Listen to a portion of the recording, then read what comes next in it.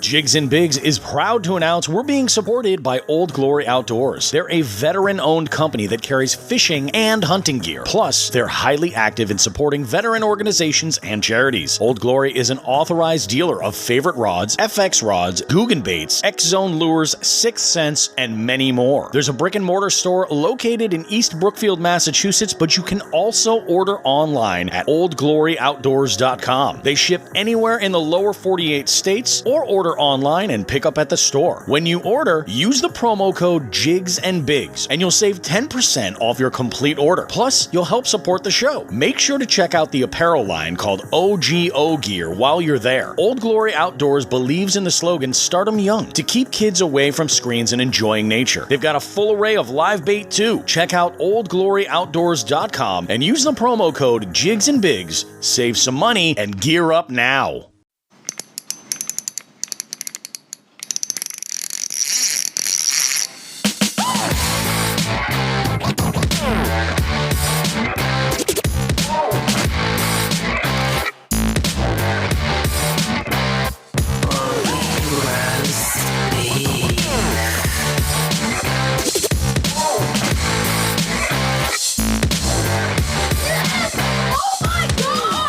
What's up, everybody? Tuesday morning, and it is time for Jigs and Bigs. It's me, Bobby Roast Beef. Sean, how you doing this morning, bud? I am so excited. I am so excited. I have to keep my mouth shut for this intro so we can get to the big announcement. The big reveal. Excited. Yeah, that's what I'm very, very, very excited. We've been talking a lot about this over the past few weeks, and I have I'm not good with keeping my mouth shut. I'm really not, and I've done really, really well with not getting into any of the details, but just dropping some little nuggets to let people know something major is coming along the way, and this is it. You guys are going to find out. So after this whole intro segment, we're going to do a short break and come back. We'll get to all the information with there, but before we get into that and get everything all set, now I will put a little time cue, by the way, if you want to skip RBS and just get to it in the notes once the episode's all done. So let's talk a little bit of fishing here. Fishing in New England. I went out yesterday. Had a great little 45 minutes before I got called in from the wife for running errands and such.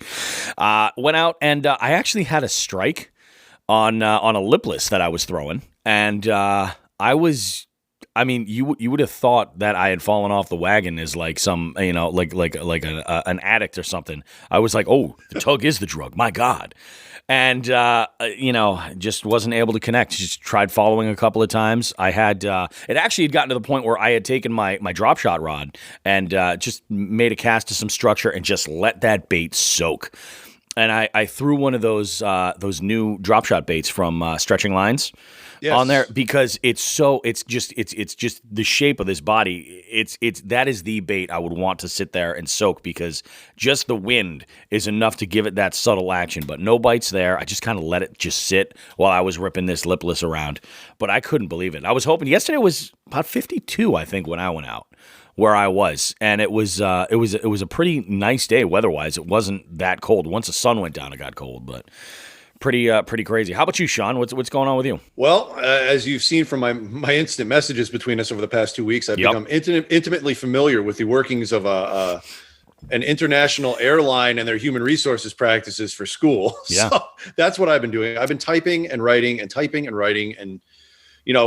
trying to take care of Christmas stuff. Luckily, my Christmas shopping is done. Yeah. My Christmas shopping is done. I wrapped that up yesterday. So that's awesome. Like wrapping and everything, like you're ready to go. Yeah. Shopping. No. Yeah. Stuff's on the way. Yep. There may be a light at the end of the tunnel for me. I'm not going to hold out hope here, but I might be able to get up to fish at least once in the chronic trips. I know just saying that will, incur Mark and Brock to get out there 10 times more, but of course I might have a chance. I might have a slim chance, but we got this weather coming in this week. Yeah, we do. So it's probably not going to happen this week. So that narrows my window even more. I'm sure you looked at the weather reports, but it looks like Wednesday and a Thursday, we are getting anywhere from, I know it's early and the weathermen have been very careful about saying, hey, this is early. We're not predicting snow totals, but I've seen everything from 3 to 6 to 18 to 21 because nobody knows how much cold air is going to get sucked into the storm and dump on our heads. So we'll see what happens. It's going to be interesting. It might be a white Christmas after all. That'd be cool. It very well might be. So yeah, the weather's been having an impact on everybody. At least in our region, there are some people who are out there that are just killing it. Like they're doing just fine. Getting on some fish and stuff. And hey, good for you guys, bastards. I do think I will tell you what I have seen some. You want to talk New England fishing? I have seen some videos that YouTube's Fishing with Becca has done. And some stuff that Todd Grubbs has done, like stuff where they were like in the kayaks, like breaking through skim ice, like they're hardcore. I got to give them that. I'm like, that's impressive. They're getting out there and hustling, but it's crazy, man. It's like I woke up this morning and there was already snow. I don't know if you got any snow down your way. It's actually snowing right now. Yeah, I'm looking at. It didn't really seem to add up to much, but I mean, I know it's coming. It is what it is, and we'll figure out the whole ice situation and everything. And one thing I do want to mention is that yesterday, when we had our post-recording session breakfast meetup, like we had recorded this segment that you're going to hear later, revealing this whole like announcement, this big thing, and we had.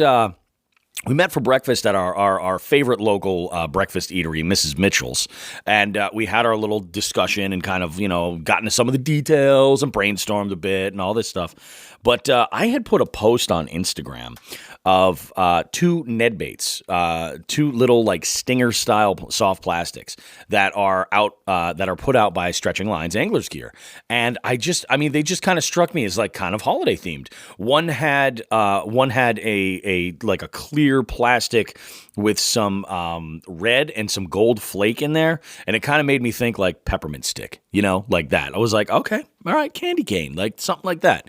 And then I saw another one in there that was like a watermelon. Well, it was kind of like watermelon with multicolor fleck in there, but there was definitely some red in there.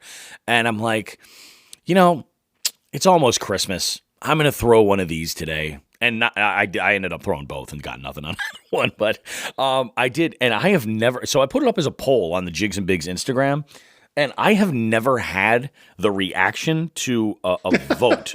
Like, I'm just gonna go through the numbers right now because it's staggering. I have put stuff out there for people to vote on, and cannot believe how many people jumped all over this. And I was posting some of the results. So there are right now, right at this very moment, it's 49% for the green one and 51% for the red one. How many people? With the red. Here's the thing. When I look at it, 113 voted for the green one and 118 voted for the red one. You've got to be shitting me. I'm like, I can't believe that. I've asked like serious questions like, hey, if you had to do such and such, we want to incorporate this on the show. And I've had like 6 people jump in and say stuff. And I'm like, it's challenging to give like engaging poll results like that on the podcast. It's like, but you guys nailed it with this.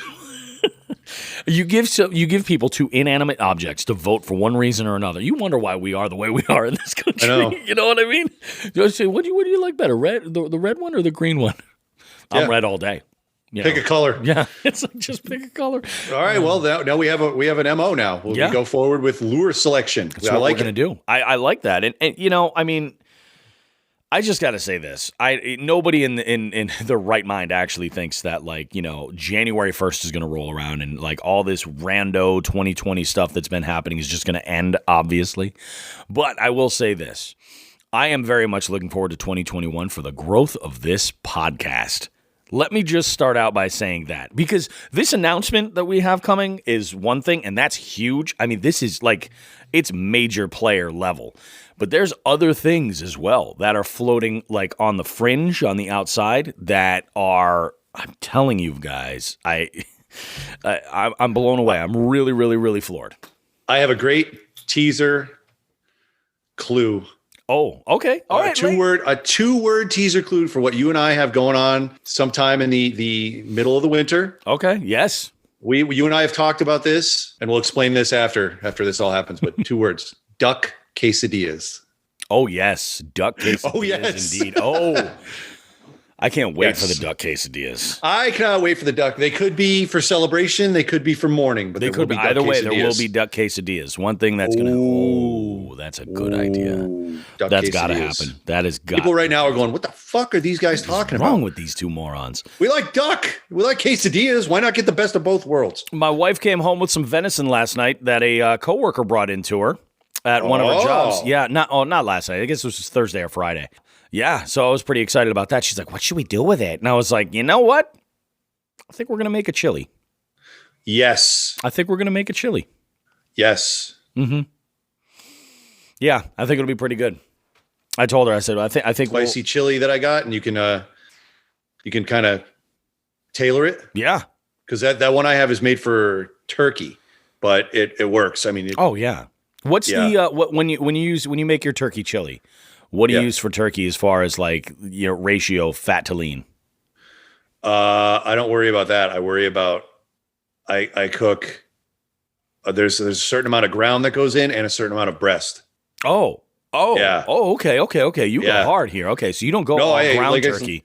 Okay. I told you the story of how I got that recipe. I'm eternally thankful for the gentleman who gave me that recipe, and that's my favorite chili to this point. I mean, I ate this chili the first time. In my mind, like it's Ra's al Ghul. That's like handing you this recipe, like you've heard of this. Yes, he crawled out of a Lazarus pit where he is undying and said, "Here is my chili recipe.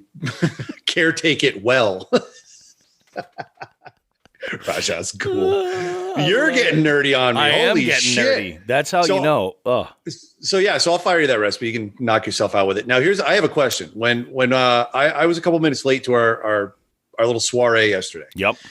When I came in, you were apparently live streaming. Yes, I was. Is that correct? I was. What were you live streaming on? Because I literally came in. You said, "Hey, look who's here, Sean the Fisherman." I came up behind you. I threw you off guard. No, I came up behind you, smiled, swore a bunch, took my mask off, and sat down. But so was that Instagram or Facebook? Because I think I looked for it and I couldn't find it. Yeah, that was Instagram. And actually, that one was so short and sweet. I didn't even save it to like Instagram TV or anything like that. I just did it, like ran it for whatever.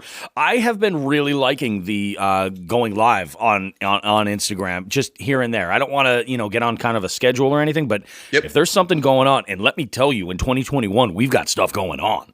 There will be some live streaming happening where we're just going to jump on and have discussions and get input, because that's a lot of these times when I'm using Instagram, that's what I'm really looking for is like input. I want to engage with listeners and get an idea of like stuff that's going on. So I should actually go through my phone. I'm sure I've got some screenshots of responses people have put in for things. Some people, you and I were talking road trips. Mm-hmm. We were discussing road trips the other day, and it's going to be tough. I mean, it just is. I don't know, like it's something that I think now we have to think a little bit smarter about, because we got a lot on our plate coming up.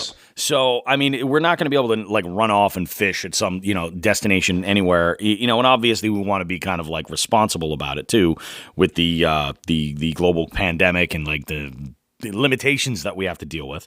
So let me go through, and there was some day where I had a bunch of people suggest some spots for us to go and fish.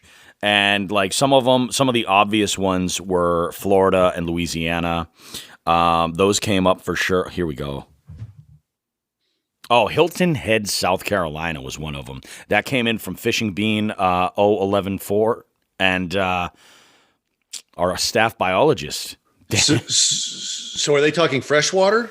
They're talking, I just put out just in general. I know that, we could definitely fish some freshwater, but while we're on Hilton Head, I would definitely do some salt. Well, let me tell you what I know about Hilton Head, and anybody who's down there, if I'm wrong, please email us and correct me. I'm fine with that. Hilton Head is the site of that story I told you about with the sharks. Remember we talked about my greatest day of fishing? That's where we were at. Oh, really? Oh, that was a blast. Yeah. No shit. That's where it was? I thought that was in Florida for some reason. Nope, that was Hilton Head. That's not far. We went down to Hilton Head. We had 4th of July shark fishing. I caught a stingray the size of my freaking kitchen table. Yep. Everybody caught sharks. I caught the last one. We watched the fireworks basically underneath the fireworks barge. I mean, that was seriously the only thing that even took anything away from that trip was my absolute terror of the amount of stingrays that were in shallow water where all the kids were playing. I was so worried about somebody getting punctured. Oh yeah, I was, yeah, absolutely. You know, going hard, Steve Irwin. You don't want to do that. no, well, I mean, they're just everywhere, and the kids are flopping around and doing shit. And they're just having a blast. Yeah. And then you go to the docks where all of the tourists are gathered, and we were tourists too, but everybody's gathered when we were going to get the boat, and just there was a percentage of people walking around with bandages on their foot and legs. Oh, I believe it. And I've heard it's one of the most painful things that you can endure. And I was like scared shitless for my kids and nieces and nephews and stuff. It was when you're at the beach and you're wading, like I'll say like really any depth, like up to under your waist. But when you're wading like that, do you shuffle your feet when you walk? So that's what they told us to do is the stingray shuffle. Yes. But like just the ocean and well, anywhere, any ocean or freshwater shit you can step on that can fuck your feet up. Oh, for sure. I mean, I told you, when I came back from Cape Cod this year, when I said, I stepped on a razor clam, that thing took like a month and a half to heal. And that was with salt water getting at it regularly. I mean, that helps you heal quicker. My God, I thought I stepped on a straight razor blade. Yeah. And my foot was like, there was a whole chunk of flesh missing off my toe. And then I had to limp back, with my heel on my right foot, whatever it was, 300 yards back to the shore. And it was just, I'm good with that. I mean, razor clams are one thing, though. You count your lucky stars. You didn't step on a damn piss clam. You can get diseases from those. You can. Absolutely. I mean, it's fun to go and, catch them, but, Well, you next thing you know, you're tied to the pier and left for high tide. Let the fishes nibble at you. Oh, good God. So one of these, our resident highway deer slayer, Nick, that texted us, made a suggestion that we come out for some good old winter fishing at Lake McBride in Iowa. That's top of my list. That is definitely top of my list. I'm laughing. I've actually, because of where I know. Let me think. I think I fished one lake in Iowa. I don't remember where it was. Yeah, a long time ago. I think that was when I was still prone to have a beer or 50. Yeah. I've never been to Iowa, but there's just certain states you're just like, Iowa's one of those states. I'm interested. I know there's an appeal. Like Des Moines, a growing city. Yeah, it's flat. They got lots of ponds, a few rivers out there. Yeah, you're right below Minnesota, so you got a quick drive. A lot of corn. Definitely a lot of corn. A lot of corn. Yep. A lot of deer. A lot of deer. A lot of corn. I like I said, I think I fished once, and I can't. Probably not a lot of paella. Nah, you never know. I mean, you never know. You could, but I mean, you start getting to that part of the country, like, I'm not, shipping's wonderful, but, well, you never know. You think like in the Midwest and the Southwest, they have their God, how do I say this? Like stereotypical cultural things going on, like meat and potatoes, you should be able to go to Kansas City, Missouri and get a phenomenal barbecue. You should be able to go to Oklahoma City, get a good steak. You know what I mean? Yep. But some of the best Brazilian food I've ever eaten was in Oklahoma City. Phenomenal. Really? There was one little Brazilian restaurant that was tucked into their like downtown and college district. Oh my God, it was so good. I mean, my wife visited me down there one day, one weekend when I was down there for school. And I said, you got to try this restaurant. And we just, when you just eat so much, you just stare at each other because you can't move. Yeah, those are good days. We did that. Well, we did that. We did that hard. And we brought food home. Yeah. Like they had this platter of meat. And it was so good. Wait, it was like a Brazilian grill? No, it was a restaurant. Oh, okay. And it was. I thought you were talking about like the Brazilian style grill, like where they come by with all of the different meats and they just slice them off. Most of them you go to. Have you ever been to one of these? No. Where no. They sit you down at a table. They give everybody a little like it's kind of like a poker chip or a coaster. One side's red or one side's green or whatever their system might be that they use over there. But basically, they have like a big buffet that's set up where you can get salads and side items and things like that, and they'll come around with all different types of meats and just serve them until they have to roll you out. Is pretty much it. I recommend it. The name of this place as a restaurant is Cafe do Brasil in Oklahoma City. Okay. If anybody's ever down there, you're in Oklahoma City and you're looking for something different, I mean, definitely go get a steak first. Yep. But then you're looking for something different. That I can't describe how good that food was. I ate everything on that menu. Really? Okay. It was phenomenal. Okay. Like I was trying stuff. I'm like, all right, well, that's good. What is this? Talk to me. Okay. I'll put it in my face. I don't care. Hit me with some delicious shit. Yeah, exactly. And they did repeatedly. Yeah, every time I was at school, my little going away meal was there. Like, okay, I've passed the school or whatever, and it's time to celebrate, and that was my meal. It's a good thing to get on the plane with a bunch of bowels packed with meats from the Brazilian grill. Brazilian meat farts. That's horrible. Oh, you have to excuse me. I got the Brazilian meat farts. Oh, why do we bother doing an outline before every show if this shit comes up? I don't know. I mean, we know we're sitting on gold behind us. Like, we're just here filling time at this point right now. I'm so psyched for people to hear this. Apparently, I'm sitting on Brazilian meat farts. Never mind gold. Clearly, that's clear. It's true. I have a funny, interesting, funny way of looking at gold or considering gold. Let's jump into chronic trips then. Let's kind of get ahead. The hot chronic trips action. Yeah, chronic trips. We had a few fish thrown in there this week. We had a few submissions this week.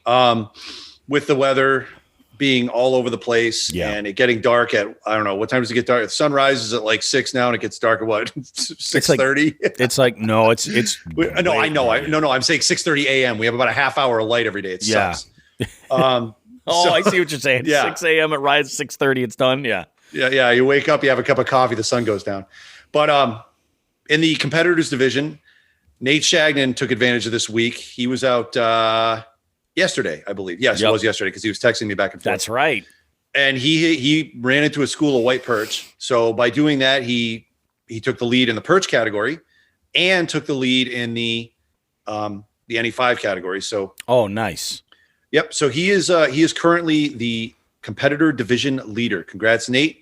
And he has taken to running his mouth to Nelson, which has been funny. And so I don't know if you want to tap that tiger on the tail there, buddy, but good job for now, Nate, and keep it up. And I'm sure now Nelson is going to go after you personally. He's scheming. Yep. So right now Nate has 8 points based on his 4 points from the perch division, 4 points from the NE5, and Nelson and Austin Carlson are tied with 4 each, nice. Each having a different. I think Austin still has a trout division. Yep. And Nelson has the lone pickerel put in. Over in the Nature Nut sponsor division, Brock is still leading with 11. He didn't put anything in this week, and Mark got out. It looks like got some more trout. Surprise! Mark caught trout. The shot. So that's a. I don't know what to do. I mean, do we just blame? Do we blame that on 2020? I mean. But so Mark got some more points on the board. He's got 7. Brock has 11. And I wanted to take a second and just for anybody who hasn't heard about any of these trips, I don't know how many new listeners come on every month or every other month, but for the Chronic Trips tournament, a brief history sounds like a documentary. Yeah. Chronic Trips, a brief history. For Chronic Trips, the first Chronic Trips tournament that was run in April, it was length only. Yeah. So the categories were pretty wide ranging, but if you were a freshwater fisherman, your 8-inch bluegill, that was, an 8-inch bluegill ain't bad. I found that out in October. Thanks, Brock. Not easy to catch. No, they're not. But if that's an 8-incher and you're up against a tuna and the lengths aren't weighted in any way or weren't in April. So what I did halfway through that tournament was, and I know I actually got some input on you on it or input from you on it was I reached out to Seth and said, hey man, I fish tournaments. This is great. I love it. Here's some suggestions to take this in a different direction for the next tournament, because it really doesn't, if you're not going to do a freshwater, saltwater division, it's just impossible for somebody who's out there, fishing for crappie. It really uneven. Yeah. For crappie and largemouth up against shark and tuna, just lengthwise. So Seth was apparently sufficiently impressed enough with my suggestions that, he offered the director position to me, and here we are doing all this stuff. I'll tell you this much: the director position suits you very well. I don't know why. Tell me why. I'm just saying in general. I mean, okay. It just suits you well. Okay, all right. Well, that's cool. Thank you. The weighted points system was put in for June. So if you catch the biggest tuna, it's worth 4 points. If you catch the biggest bluegill, it's also worth 4 points. So that way, freshwater and saltwater kind of got weighted out, a little evened out. So the playing field got level. And I'm trying to talk and I'm watching you drape plastic worms all over your microphone. What in God's name are you doing? Just decorating. It's Christmas. It is. It's Christmas. All right. So I just wanted to talk about that. If anybody hadn't listened in, or if you're catching up on the shows, that's what happened. The initial one was great. I stress that, like, this multi-species thing is fantastic. I love doing it. It's a really nice break. Yeah. From fishing for bass constantly, and then all of a sudden you got to switch gears. And those big fish you bycatch. Yep. Everybody catches a 19, 20-inch pickerel every now and again. It happens. Yeah. Now they matter. So you can turn that right in, and it works out for the tournament, and it's good stuff. And the other thing I want to throw out there too is, like, and you've spoken to this numerous times, and I think that this is something that needs to be taken into consideration. There's a lot of people who would look at a tournament and say, well, I'm already entered in such and such a tournament. Well, that's cool, but what you're talking about is your time out on the water, and if you can make that count for you in other ways, then you kind of maximize your overall effectiveness on there. And this is what I'm getting at. So let's say you're out fishing a local tournament and it's a bass tournament, and maybe you're not having a great day, but you hook into a bycatch that's just like a killer bowfin, or something off species, like something. And I use bowfin intentionally because I just saw a video where there was a contest on between a bunch of Guggen Squad members, and they ran the video back and they stated any top 3 fish. They didn't specify largemouth. And there's one couple that was out fishing. They caught a pretty good sized bowfin, and they wanted to add it in there. And there was a little back and forth about that. But with this type of a tournament, even if you're in another tournament that's primarily species specific, this works for you in another tournament. All you got to do is just bring your measuring device with you and snap a photo while you're in there. There's I don't think that there's any tournaments that exist out there that would intervene with you being entered in like a monthly or something for somebody else. I don't think that is possibly even in their jurisdiction to do. Like what? It's not legal. What do they gain? Yeah. That's like going to a convenience store and buying a jug of milk, and then you go over to a supermarket and they're like, no, you bought milk from those guys. You can't buy from us. No, that doesn't work. Yeah, it doesn't. I can't see a reason why there would be any kind of an issue there. So, like, by being involved with this, not only are you in a secondary tournament entering any fish that you catch, but like if you do happen to catch any kind of a bycatch while you're out fishing for whatever your targeted species is in this other tournament, that catch, it's not a waste. And that's the beauty of having something multi-species to play around with, because, there's all kinds of different species of fish. Largemouth happen to be one of my favorites. Smallmouth beat them by a little bit, and everything else is still awesome. Chain pickerel are a close second.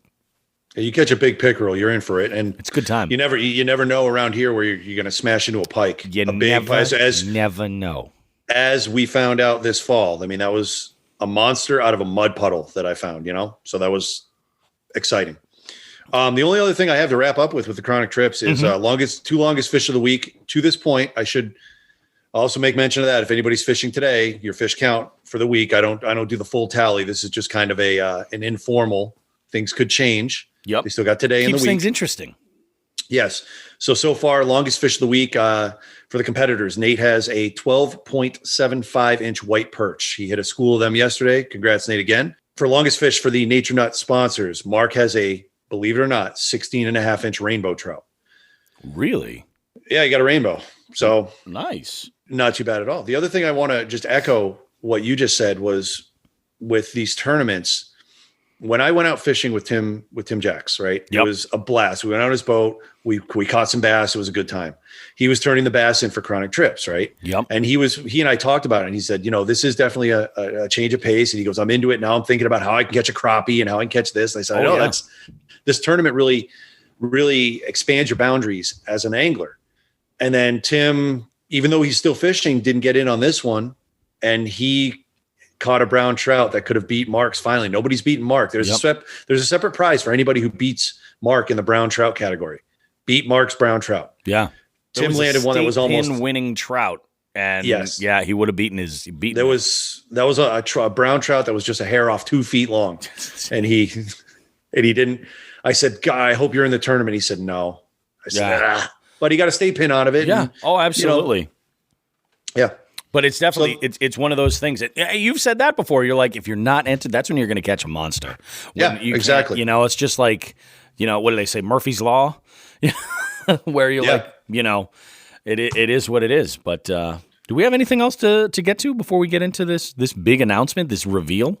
Yeah, I got a couple things. Okay, let's do it. They're completely ridiculous. But the first thing we talked a little bit about, the first thing was the weather. So one thing I wanted to note on the weather, I did look at the overnight temperatures, and this was just in the valley here. Yep. We got a solid week of in the 20s. Oh, yeah. At night. And that's the number that counts is the It'll be low. It'll be even colder up to shears. Yep. So my ears are now perked up for some possible ice coming up. I mean, we'll see what happens after this storm and cold passes through and how long the cold air lingers over our heads. But there's a distinct possibility. We might be doing some ice fishing at some point in the near future. So I don't want to jinx it. No. I know. Yep. But that's all I have for fishing. And then you and I will just get into a couple of wacky things, with the text, the text messaging thread we had last night. So after Sunday Night Football, I actually had football in the background while I was typing papers, and I finished up a couple of assignments. I was very happy. And I stayed up a little while just trying to unwind. And after Sunday Night Football, if anybody else watched, I have no idea if this was regional, local, nationwide. There is now a game show called Funny You Should Ask. And it's just basically like a true-false video game. So there's 2 contestants, and there's a panel of 6 or 7 celebrities. And they ask the celebrity a question. And then the celebrity first gets to make some sort of an off-the-cuff quip. And then they answer the question. Mm-hmm. Okay. So I'd never seen this show before. I was half-assed watching. I hadn't changed the channel. Honestly, the TV was on. Yeah. I was just sitting there mindlessly on my phone, and the TV was on. I kind of lifted my head when they said the celebrities that were involved with this. The first one was John Lovitz from Saturday Night Live. And I said, what the hell is he doing on this? The next was Louis Anderson. I'm like, wait a minute. Louis Anderson had a pretty successful career in the 80s and 90s. And then it was Pauly Shore. And I'm like, whoa, all right. That one I'd kind of expect. And then there was 2 other comedians, 2 female comedians, and another guy who was a producer or something. I forget I didn't know them initially. I think I knew the producer's name in passing, but they weren't, formerly A-list or once B or C list. Once a B or C, yeah. Yeah, and I remember texting you. I was watching this show, and I just thought it was so awful. John Lovitz looked miserable. And Louis Anderson, I mentioned, looked like he was going to die at any minute. He didn't look. I was a little surprised when you said he was on there. I'm like, Louis still around? But you're right. Yeah, it was if anybody's up at whatever time that was, midnight plus, and they're, I don't know, what's the term, battling personal demons, and you need some entertainment, go ahead and flip that on. Yeah. It's a whole new perspective. So let's talk Christmas. What's going on with Christmas, Sean? I made mention to you this morning. I had a couple of good laughs over the past weekend, and it's Christmas related media stuff. Oh, stuff that I watch once a year or listen to once a year, and then I forget about, and then it hits me again hard every year. So the first, I'm sorry. Stunned silence on this end. Stunned silence. So everyone knows and everyone's seen Christmas Vacation a million times. We all know that. Yep. And you know what I forget about every year, and every year I laugh when I see it? The end. The end. The end, I think, regardless of the rant, Chevy Chase's rant, yep. Regardless of, all of the sight gags, regardless of the shitters full. Yep. The end where the police are in the house and Chevy Chase's boss admits to stealing, taking away the Christmas bonus program. Yep. So when his wife arrives on the scene and the police and the SWAT team have broken every window in the house to get in, and everyone is standing there, and is Beverly D'Angelo, is that her name? Yep. Beverly D'Angelo is grabbing Chevy Chase's crotch and offers to shake the other wife's hand. It's funny. So when the boss admits to removing the program, yep, and the wife goes, "You didn't." All of a sudden, it flashes to the police chief that is conducting this raid, and I believe it's the same actor who played Carl Winslow on Family Matters. Is that right? Yeah. He was a cop on that. He was a cop on that too, right? He plays a lot of cops. Yeah, he's just typecast in that role. I think you're right. So the camera flashes to him real quick because he goes, you know, mister, that's pretty low. And he points right at him, gets angry and goes, if I had a rubber hose, I would beat you. And one of his guys goes, chief. It's just so out of left field that a law enforcement official is threatening to beat a man with a rubber hose. Every time I forget about it, every time I laugh, like, oh, it's coming up. I forgot about it. So that's one thing that made me laugh. And I think I actually only picked up on that a couple of years ago. You know, I never noticed that. And now every time I see it, I die laughing. Sometimes that's how it is, though. You've got to see a movie a bunch of times, and then these little things just stick out to you that you never ever caught before because they just zip right over your head. Yeah, I don't know what happened. Maybe it's because over the years comedy has gotten progressively darker. You know what I mean? It's just true. So with my use of Spotify this year, I've been really putting together a playlist of Christmas songs. And one of the things that made my brother and I laugh just constantly in high school was the 12 Days of Christmas song from Rick Moranis and Dave Thomas from Second City TV or SCTV. Yep. In the late 70s, early 80s as Bob and Doug McKenzie. And there's one part of it that I haven't heard the full song in years. Yeah, it's been a while for me too. For whatever reason, it just hasn't hit my Christmas playlist. It's probably going to be in the Christmas music trivia round this week. Just heads up. Oh, okay, yeah. Cool. Well, good. I'll bone up on it. So I listened to it the other day, and my kids were in the car, and they hadn't heard it. Okay. I got a great follow-up story. Yeah. So before they even start singing, and they're describing they're doing all the questions about, well, the mystery 3 days of Christmas out of the 12 days. And there's a whole skit that goes on before. Yep. For no reason, Dave Thomas goes, hey, look out the window. And Rick Moranis answers just like a complete idiot. There's silence. He goes, what are you doing? And Dave Thomas just goes, snow. And then they both laugh. So they're obviously making each other laugh being idiots, which is phenomenal. But you hear that interchange, and it's so stupid because Moranis deepens his voice to do that, like playful and yet incredulous. Like, what are you doing?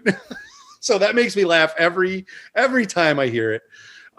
Brings back a lot of good memories. Me and my brother laughing and making idiot voices like that. So that was pretty funny. Snow. And then you can hear them both in the background going. Yeah, it's phenomenal. God. Just these little things. The overt, over the top jokes are always there, but when you really get into the professionals of comedy. Oh yeah. Yeah, and one other thing I want to bring up that makes me laugh too. What's that? Well, of course, with my Polish heritage in Home Alone, which I watch Home Alone constantly, during the Christmas holiday or during the holiday season. I didn't know that the entire airport scene with John Candy and Catherine O'Hara, is it O'Hara or O'Hare? I apologize to her. Catherine O'Hara, it's O'Hara, where she's at the ticket counter losing her shit. Yep. That whole thing was improvised, and I didn't realize I had to do some homework on that. They were both in an improv in Canada too. Oh, so yeah. And they just let it fly. He's going. What's interesting is that like John Candy almost wasn't in that movie. Like, I know. There was something funny about like how it happened to work out, and that the whole thing. Yeah, it was just all improv. That's crazy. Yeah, so that whole part where he goes, "Yeah, we had a couple hits in the Midwest, polka polka," and then he looks at her and she's blankly staring at him. He starts dancing. You remember polka polka? Can you imagine being on that set when he starts doing that shit? Like, I would have shit my pants. I would have been like, I can't be here. I'm going to ruin the movie. Unbelievable. And I did have a conversation with my brother about that. The three scenes in Home Alone that it's a buildup. You and I know that like with comedy or with anything else, it's usually a 1-2 punch, right? Yep. 1-2 and then the punch line. Yep. On the 3. So the buildup to this punch for the actor who plays the taller thief. Yep. I forget his name. And no, it's not worth looking up. I don't care. The 1-2 punch on him, the horrific injuries he incurs. Number one, the 3 that make you wince.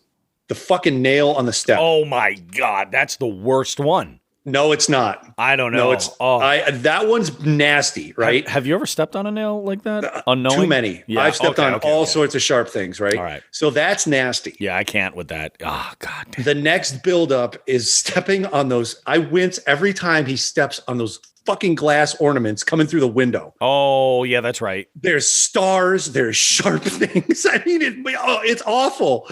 And then the third one it's just the culmination of his torturous adventure in this house. Yep. When he gets that spider put on his face, the scream he lets out is better. I said, I use the exact words I used to my brother. You know, I watched growing up in the late, in the 80s and the 90s. We had our fill of slasher cheesy gore flicks with all flicks with all the Friday the 13th and the Nightmare on Elm Street that never ended. There was one every year. For what years? Oh, I mean, it was the whole decade of the 80s was filled up with those, and then they calmed down in the 90s. But all those slasher flicks and all those girls screaming, none of them hold a candle to that guy on the floor with a tarantula on his face. Yeah. He screams. He gives Jamie Lee Curtis a run for her money. No, she doesn't hold a candle. Yeah. Like, no, she doesn't touch him. That is the most horrific from the soul, the bottom of the soul scream I have ever heard in a movie. And that's his buildup. So it's like punch, spider on the face. Yeah, that's pretty brutal. It is. And there's all my Christmas media. Do you have anything to add to that? So, I mean, you were just talking about comedy and stuff, so I'll riff on that for a second, then I'll get to my Christmas media related thing. I watched something that was really great over the weekend this weekend. So we've been doing this. So we have a puppy. We have a new Boston Terrier puppy. She's awesome, but we got to take her out in the middle of the night, periodically. So, and it just happens. She's just not old enough yet. So what we've been doing is I've been staying up later and then sleeping in a little bit more because my schedule allows for that. My wife will go to bed a little bit earlier. And then, this way she doesn't, one of us doesn't have to get up in the middle of the night. We can just kind of stagger when we're going to bed. This kind of works nice because especially during the week, I work in the bar and restaurant business. So when I come in, it's already 11 o'clock. I just unwind in front of the couch, hang out with the dog, make sure to take her out before I go to bed. So that's where we're at. But this weekend, I watched Showtime had put out a John Belushi documentary film that was so freaking good.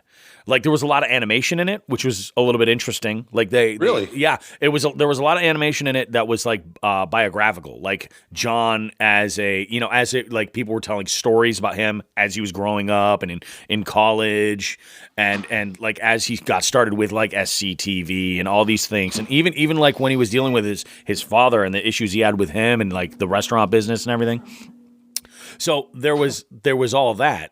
And it was really, really great. So like if you're a fan of comedy and you dig this, I was able to find it on Amazon. I watched it on Hulu because I subscribed to Showtime on Hulu, and I recommend it. It's really, really great. If you're a comedy fan at all, John Belushi is one of the greatest that's ever lived, and he's like a hero of mine. I love that dude's catalog of work.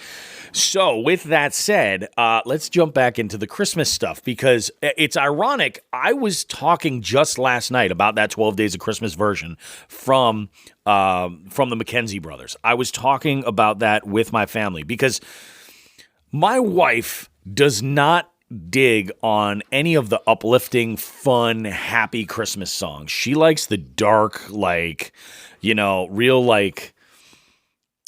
like one of her favorite Christmas songs is the one "Do They Know It's Christmas" from Band-Aid. Like that's one of her favorites. Not like that's a sad song. It's kind of a sad song, and that's what she likes. So we start talking about that, and then I brought up, I was like, well, the Bob and Doug McKenzie, like that 12 Days of Christmas. She's like, I think the 12 Days of Christmas is like one of the worst. Like it's just so obnoxious. And we're trying, like, I shouldn't say this. I'll make my wife out to seem like a real peach, but she goes. She's like, and it happened to be playing in the background as we were looking at Christmas lights with the kids. And she's like, God, the 5 golden rings and blah, blah, blah, blah, blah. She's like, it's mind numbing. I was like, no, and this version is too much. Like the one that they were playing was super like cinematic and like, just ridiculous. So we had both at some point in our lives forgotten about this song. And at this moment, we realized like the ideal one. Do you remember the 12 Pains of Christmas? No. Oh my God.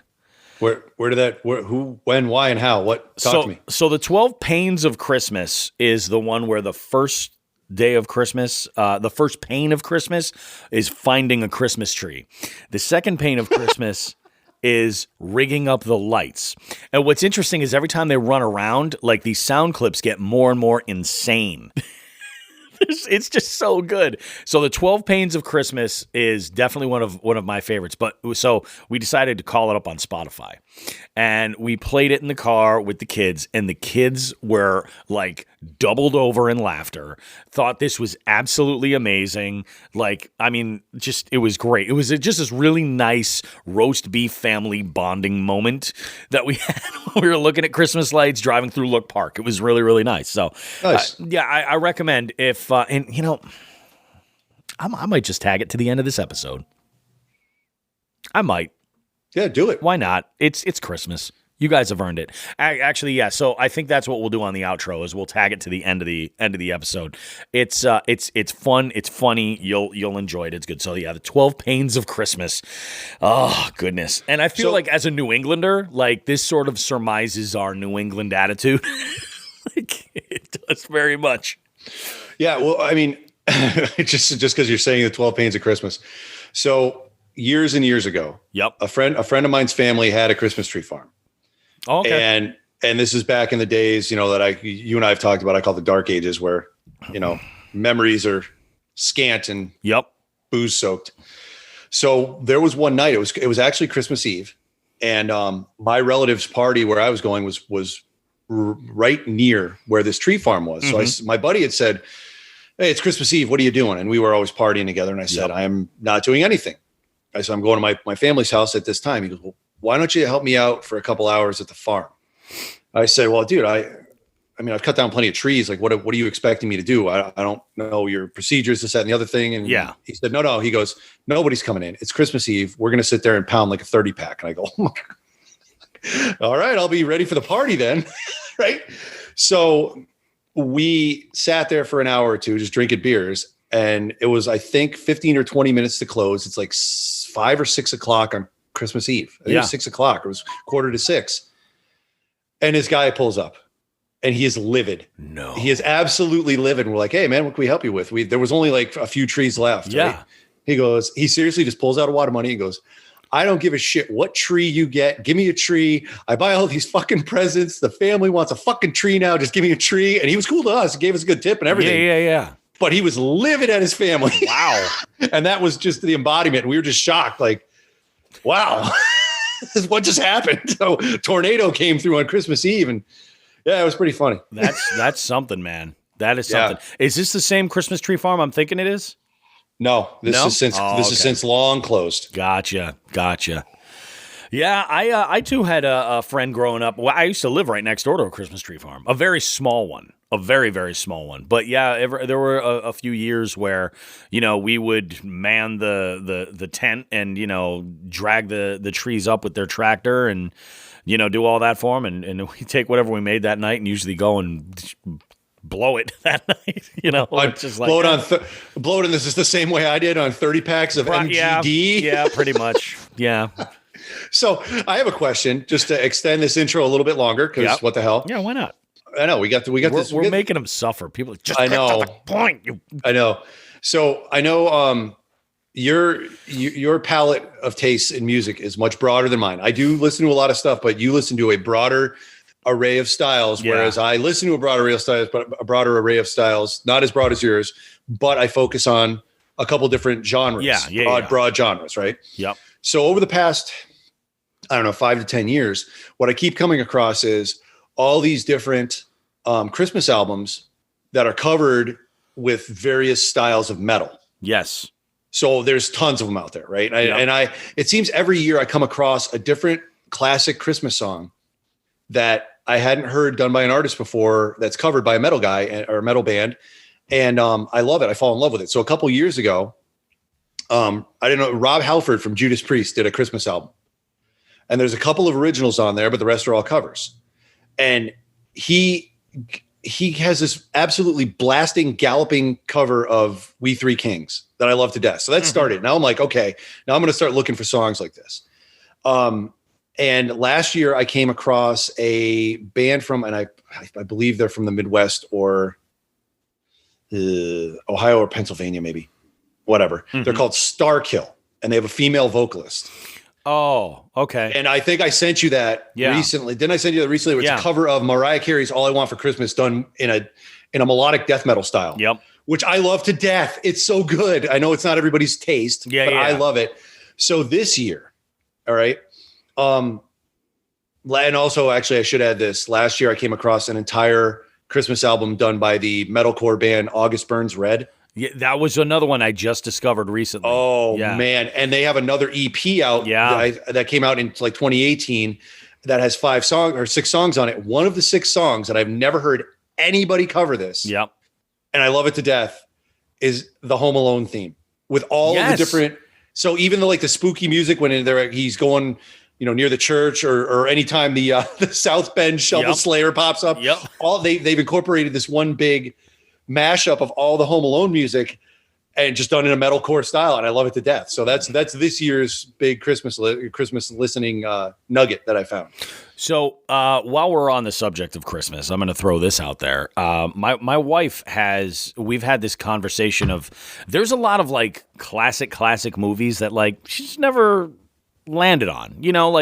She had never seen a bunch of stuff. My wife has never seen Alien.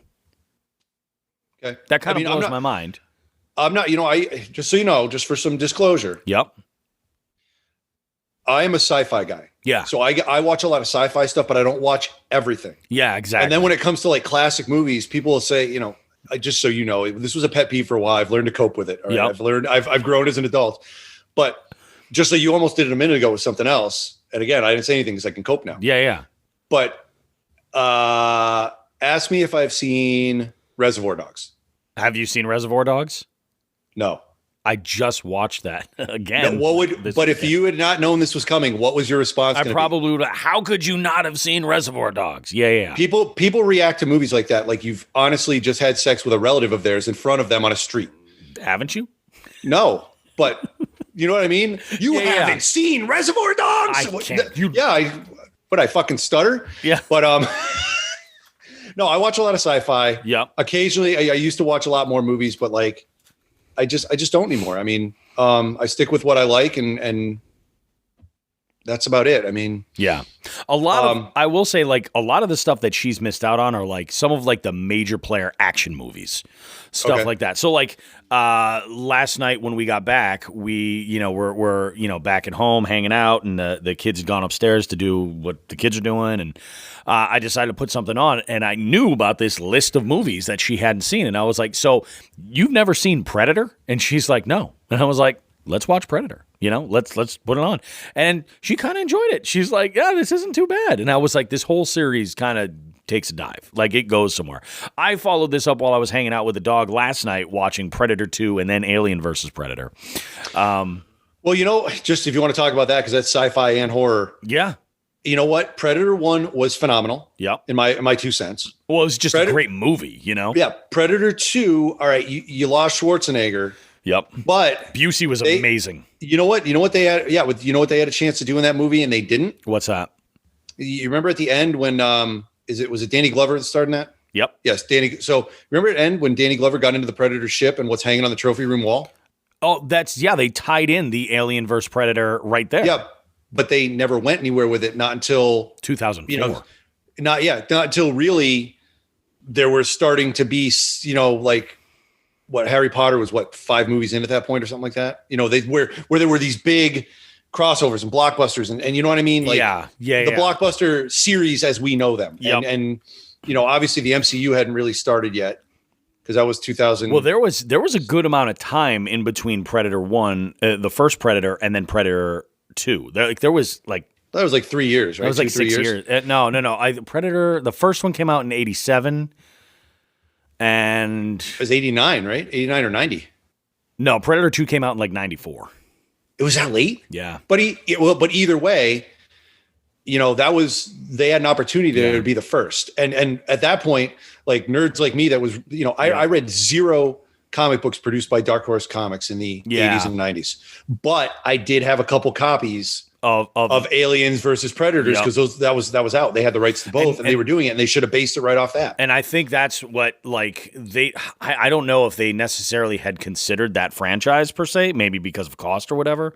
But think about it, creating one of those skulls. Of the alien, and then having it there is just much more cost effective. Because I did watch the 2004 Alien vs Predator as well. That movie was a whole other animal. Like, I mean, it got I think it's actually got pretty good ratings if you look at it on like Amazon and stuff as far as what viewers have watched.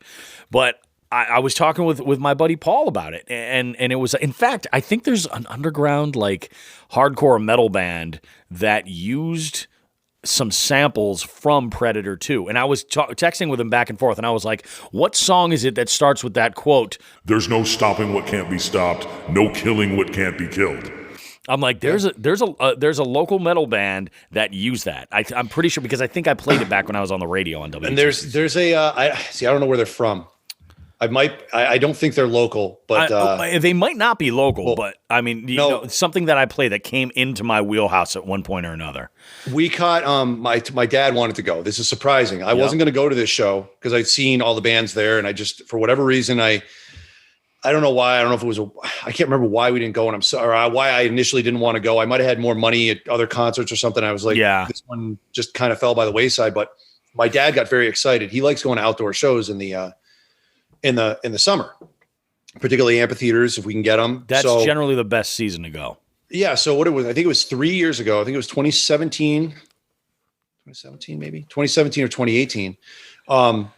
We have, for those of us who are not in Western Mass listening, we have an old amusement park that kind of died in the 90s, and it was on a mountainside, and obviously called Mountain Park. It had been there since the 50s or 60s. Yeah. And a Six Flags moved in and took over another park, and that was kind of its nail in the coffin. It just kind of died out. So the land got repurposed into an amphitheater. Yep. So they took all the rides down in the amphitheaters there, which is awesome. So some of the, we haven't talked about this too much, but since we're going off on this nerd topic, Western Massachusetts had a large cluster of, metalcore bands that got extremely popular, about 10 to 15 years ago, and they're still pumping out music now. So All That Remains, Shadows Fall, Killswitch Engage, even Acacia Strain. Okay, I was just going to say Acacia Strain. Yeah. So we have this nice little cluster of local bands, and it's our, I don't know, what would you say? It's our little mini evil Seattle. Yeah. No. I had exactly this conversation with the old guitar player from Perpetual Doom. Yeah, exactly. The other day. Oh, you know Ken. Have I met him? Ken? Yeah, he was at Trivia on last Tuesday.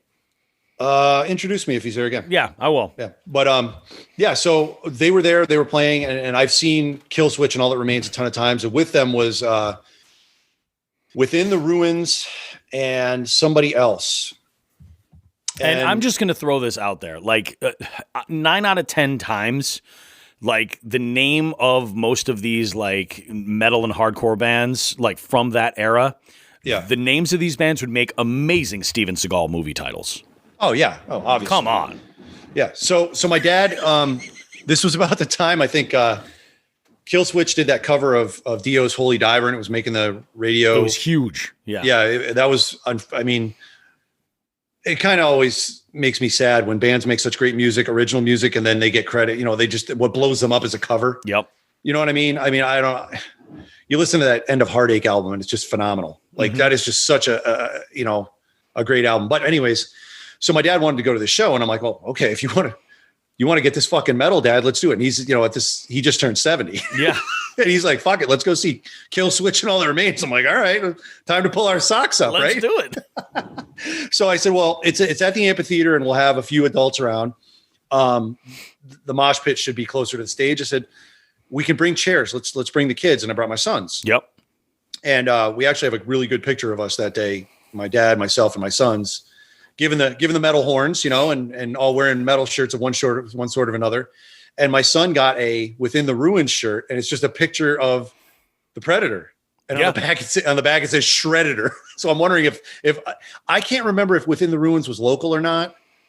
I know one of the three bands was not local. So it was All That Remains, Killswitch, obviously they're local, and then Within the Ruins, and the other band.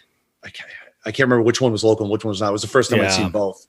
But yeah, good show. I mean, unfortunately, All That Remains had some technical. I remember that shook things up. There was some sound issues. Yeah, but Killswitch, it was a fucking party. They had tiki bars on stage. If anybody's never seen Killswitch Engage, it's a party in a can. Go out and see them. They're nuts. So enjoy, and they're local to us, and anything we can do to get local music out there. But yeah, so that's where the story went, was the Shredditor shirt, and my dad being fucking metal. So the cap on this, to bring it all back around to Christmas. Yeah. So my wife, was this Friday night? Was it Friday night or was it late Saturday night? No, it was. I think it was. I think it was Friday. No, it wasn't. It wasn't Friday night. What night was it? I think Friday night she got up with the dog maybe or something and couldn't get back to sleep. So she watched the greatest Christmas movie ever that she's never seen before. Die Hard. So I know there's a big argument about that, and I don't take sides. You know why? Why? Because I don't care, but I consider Trading Places a Christmas movie. So if I consider Trading Places a Christmas movie, by default, I consider Die Hard. I don't worry about it. Yeah. I don't watch it every. I think I've seen Die Hard once in my life, and it's not in my rotation. But Trading Places is, which is completely inappropriate for today's standards, and I understand that. I'll have to check, because it's been a while since I've seen that Trading Places. Yeah, Trading Places. I mean, that's the origination of the $1 bet that everyone in the world used. I mean, professional fishermen use the $1 bet. Yeah. I'll have to, it's been a minute since I've seen that. Yeah, I mean, obviously, it was made in the 80s. Yep. There's, especially in Hollywood, topics like, racism overtly were dealt with completely differently. Oh, yeah. There's completely. So if you're, I'm not advocating that movie as watching the first Predator dives into some shit. Yeah, absolutely. Yeah, that too. Yeah. So the governor of Minnesota says some shit. Yeah, he does. I mean, when did really, and I don't want to use the term PC culture, but when did Hollywood start reflecting that with the movies? Probably in the early 2000s, you think? I think it was, honestly, it was a little closer to the 2010s. Really? Okay. Yeah, right. I do. Because I think, you saw a lot of envelope pushing in the early 2000s on television, I think, more than anything else. Like, you look at shows like, I know, and you're not a fan of it, but It's Always Sunny in Philadelphia. Family Guy. Like, they really kind of push things along, as far as out of the PC culture. And then there was I feel like it's like a boomerang. Like, it all comes back, and yeah. So it's interesting. If I'm not saying for better or for worse, like I said, there's a lot of things like in those movies, especially Trading Places, you can't. I will say regarding repeat PC, or I will say this regarding the whole political correctness and everything else. I'm a big fan of. I mean, I'm a comedy guy. I love. I would at this point in my life, I would rather go see one of my favorite comics than go see a band that I loved in high school. Like, I just get more out of it. You know what I mean? But that's just me. But I will say this: I am a huge fan of Jim Jeffries. I don't know if you're familiar. I'm not. He likes to push buttons. He gets kind of he gets on hot topics a lot.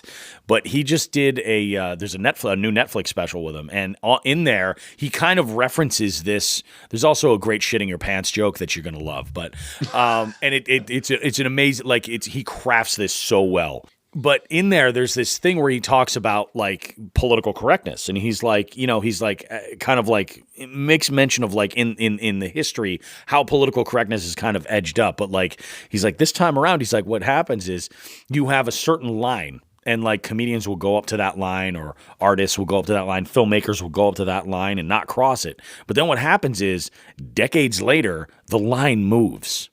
Yeah. And, he's so he just makes a really, really good point. And I'm it's true. It's awesome. You can tell Jim Jeffries is getting a little bit older and a little bit more mature, and he's starting to get a little salty. And I like it. No. It's good. Yeah. I mean, as far as I don't do a lot of, comedy live shows. We actually went to quite a few of them. And when I was living in Omaha, there was a place, I mean, I'm sure every other town has a Funny Bone, but there was a Funny Bone in Omaha. Yep. And we would go to that every now and again, and that was fun. But with music, specifically focusing in on a couple of genres, I always say, the classic bands are there, but every band will have a peak. And if you can catch that band on a peak, touring on a really phenomenal CD album, digital release, whatever you want to call it.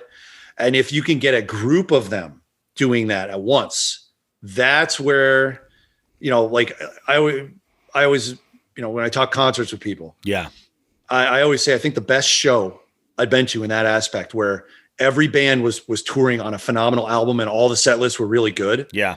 Minus one or two artists I think I didn't watch because I just wasn't into them. Yeah. Was Ozfest 10th year anniversary in 2005. So that was the Black Sabbath reunion with Iron Maiden underneath them. And then we saw them in Hartford, and it was Kill Switch was on the second stage, and they were touring on the End of Heartache album. That was phenomenal. Mastodon was touring on the Leviathan album.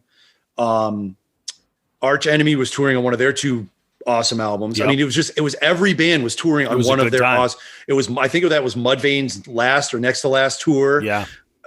Black Label Society never puts on a bad show. They're always loud. I mean, it was insane from start to finish, with the exception. This is where the two funny things come in.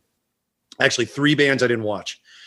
The opening band for the entire show was, Wicked Wisdom, I think it was called. Wicked Wisdom or Wicked Guard. It was Wicked Wisdom. You know who that was? It was Fishbone with Jada Pinkett Smith. Oh, really? Yeah, so we got there late. How That was wasn't it? like I missed him. We walked right in for, I think, Trivium or whoever was the next up. Oh, okay, all right. And then that was on the second stage. I love Fishbone. I do.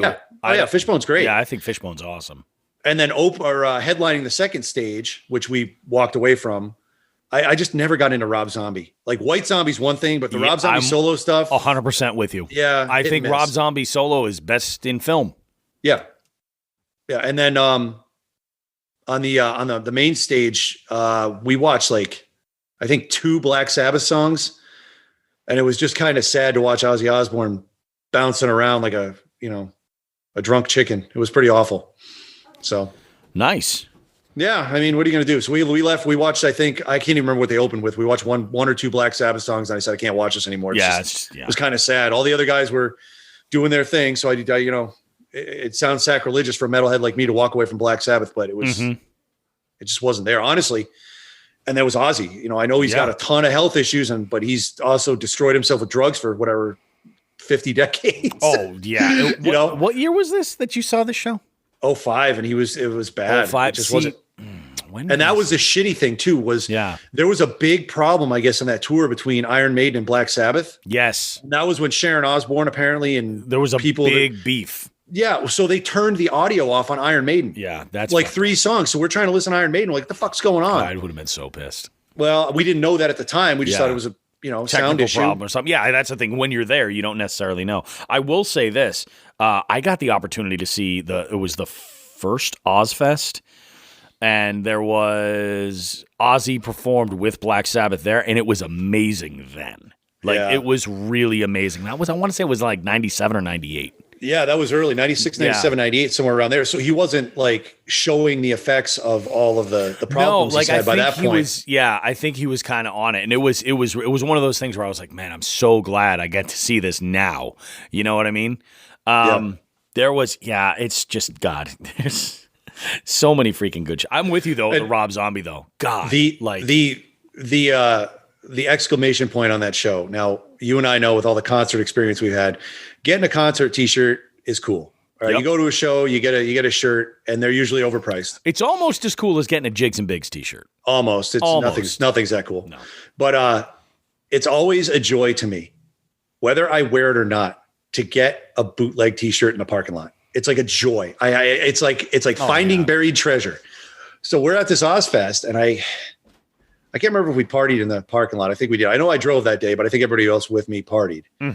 And we're in the parking lot, guys walking around with t-shirts. And you know what the prize, the crown jewel of this hidden treasure is for me for finding these t-shirts? I'm going to say misspellings. Nope, a tie-dye one. Oh, yeah. You're a big tie-dye. You always have been too. I like tie. Yeah, I used to make them, and it's fun. So I was at this show. We're in the parking lot. I see the bootleg t-shirt guy making the rounds, and I yell to him, and he comes over. And guess what he's got? Tie-dye Ozfest shirts, all of the dates on the back, all of the bands on the back, and on the front it says Ozfest 10th year anniversary with Satan taking a poop, drinking a wine on Satan's shitter. I said, this might be the best t-shirt I've ever seen in my life. So I actually framed it. That's awesome. But the tie-dye, awesome. the tie-dye, I mean, the tough thing is you get these shirts, you don't know the quality of them. Yeah, exactly. The tie-dye went out of it after a time, so it's really light, and the neck went out. So yeah, that's you're better off putting that in some kind of a frame piece and hanging onto it for you know, and all the nostalgia. all the old concert t-shirts I have that I wore out are in frames. I found frames, so they're all in a box, just waiting to go up. And so we went off tangent here. We went way off tangent. Wasted a bunch of time, and we have an announcement. We do. And, why don't you talk about it? You want to talk about it now? Should we dive into it, or should we kick to break and let it just happen? I think we should kick the break and let it Let's happen. do that. We have wasted enough time. We have. Guys, we're going to jump into this quick message here, a little holiday update for an amazing giveaway. You guys should definitely check this out with Stretching Lines Anglers Gear and a slew of other amazing brands putting some great stuff together, raising some money for Toys for Tots. So we'll get you on the other side of this, all right? Buckle up, motherfuckers.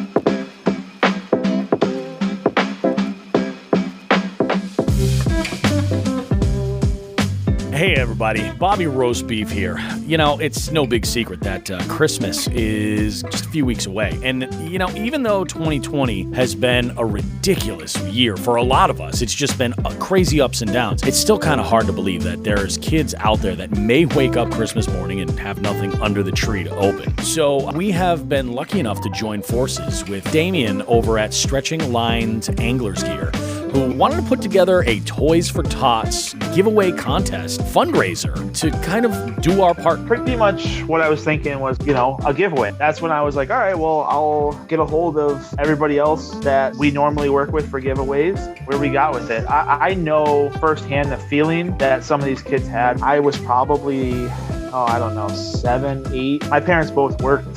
They worked a lot. They just made it ends meet. Tell me about how the giveaway and the contest works for everybody else. What does somebody have to do to enter? What I've come up with is your standard giveaway. So you got your like, your comment, your share that you do on your Instagram. You have to like every sponsors that we have. Yep, so follow every single one of the pages. Them. The other thing is your comment, you tag 3 people. The biggest thing that we're looking for is that you go to Toys for Tots, the website, and there's two different things you can do. First thing is you can go in, you can actually pick toys out. They have a donation thing where you can go in and you can buy whatever toys you want, or you can donate just money. Once you do that, you take a picture of the receipt and you send it Stretching Lines Anglers Gear on Instagram. The other thing that goes along with this is you have a chance to put your name in more than once. With every $10 you donate, your name gets added to the spin wheel one more time. That's the plus side to this. The more money you donate, the more chances you have to win. The more chances you have to win. So that's important, folks. Now, we're going to go ahead and do something a little extra to help out if anybody's looking to make donations. We're actually going to put a Toys for Tots logo on the Jigs and Bigs website. You can go right over there and click there to make a donation. We're going to use the link that Damien provided right there. So all you got to do after you do all this, if you go to jigsandbigs.com, you can go right on the website, click on that, and then you'll have basically a donate button right there. You can go ahead and set that up. And then just make sure to DM your confirmation email to Damien over at Stretching Lines Anglers Gear, which works out perfect since you're going to be following all those accounts as if you already aren't. You need to be. So go ahead and send him that DM. We'll go and get everything. And the drawing is going to be, was it the 21st? The 21st is the deadline. 21st is the deadline. That's when we're doing the draw. Well, hey, that sounds really fantastic, Damien. I think you're doing a really great thing. We're definitely behind you. Jigs and Bigs is definitely behind you with this. We're at least in for one of our limited edition jig kits, at least. We'll see what else we can put together for you, all right? Absolutely, I appreciate it. Happy holidays, buddy, and have yourself a good one.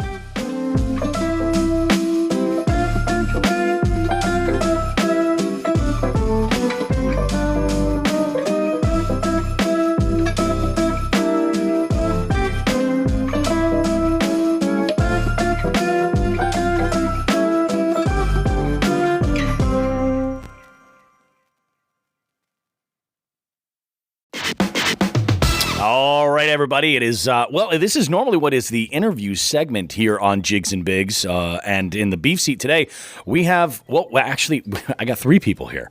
It's a party, if you will. Well, we're recording this on a Saturday night you're damn right it's a party, and reason to celebrate. I have 3 amazing individuals that have all appeared on the show previously. And we're here to talk about something that's really amazing for Jigs and Bigs, really amazing for fishermen all over Western Mass. But also this actually benefits all of our listeners as well in a way, and we'll explain how all that works. So I'd like to welcome Nelson and Sean the Fisherman here. They've each been on, you've heard Sean the Fisherman plenty of times, in nearly every single episode. And, we've had Nelson on a couple of times. And Ken Wood is back. Ken Wood, of course, you guys know him. He heads up Massachusetts Kayak Bassin. And we have a little bit of an announcement. I'm going to hand the mic over to Ken so he can discuss exactly what it is that we're about to reveal here for you guys that we've been dropping hints about everywhere. What's going on? What's happening? Oh, we're just having a great night, having a little proper 12 to celebrate a little bit. Nice. I don't drink anymore, but I have a Pepsi here. There you go. Diet. Well, absolutely right. Yeah. So yeah, we got an announcement to make. Yeah, it's pretty big. Right? You just want me to roll right into it? I would. Why don't we? I mean, I have been just dropping little tiny nuggets of like, you got to listen to this podcast. I don't think we should let them make them wait any longer. All right, I'll do it. Let's do it. So yeah, I started Massachusetts Kayak Bassin in 2016. I think I might have mentioned this before. That when that first year we had very few people fishing our events. We had 6, 7 at most of them. I think the most we had at any one event was 12 anglers, and that participation increased over the years. And now we max out each event in 2 minutes. Yeah. And then we have an alternates list of people that just want to fish, but we can't. Because of the state restrictions, we just can't have them fish with us. And, over the years, we've had a lot of people from different parts of the state asking if, we'll ever have an event out there. And, we've always wanted to. And we get, we've gone North Shore a little bit. We've gone closer to the western end of the state, but, not, I think the farthest we've gone is Westboro, maybe a little bit farther, which isn't quite Western Mass. Yep. So we started exploring the idea of maybe doing divisions. I think we started looking at that 2 years ago, and just looking for the right person to run a separate division for us. And we think we found that person or persons. Nice. And so in 2021, we're going to have a Western Massachusetts division of MAKB. That's awesome. This is huge. This is absolutely huge because it does open up. Our state has been an interesting state. There's always just been this divide from the eastern part of the state and the western part of the state. And I mean, we're not a huge state. We're not like Texas or Alaska or anything. We're not like Maine, but I mean, it's like a good ride from the Berkshires to Boston. It's a pretty good distance. So this is absolutely huge. Yeah. And this will be a true Western division because, when you live on the South Shore, you think of Western Mass, you think of, Worcester. Yeah, exactly. You just forget about the rest of the state, you know? And so this is going to be, I believe, you said Springfield to the New York border, right? Basically. Yeah. Worcester to the New York border. Worcester to New York border. Oh, yeah. So that's definitely Western Mass. Yeah. So it's going to be it's going to be separate. You're not going to see many guys, I think, traveling between the two. And then another thing is we will have a championship event, which is new for us. We've never done this before. The championship event will be at the end of the season between both divisions.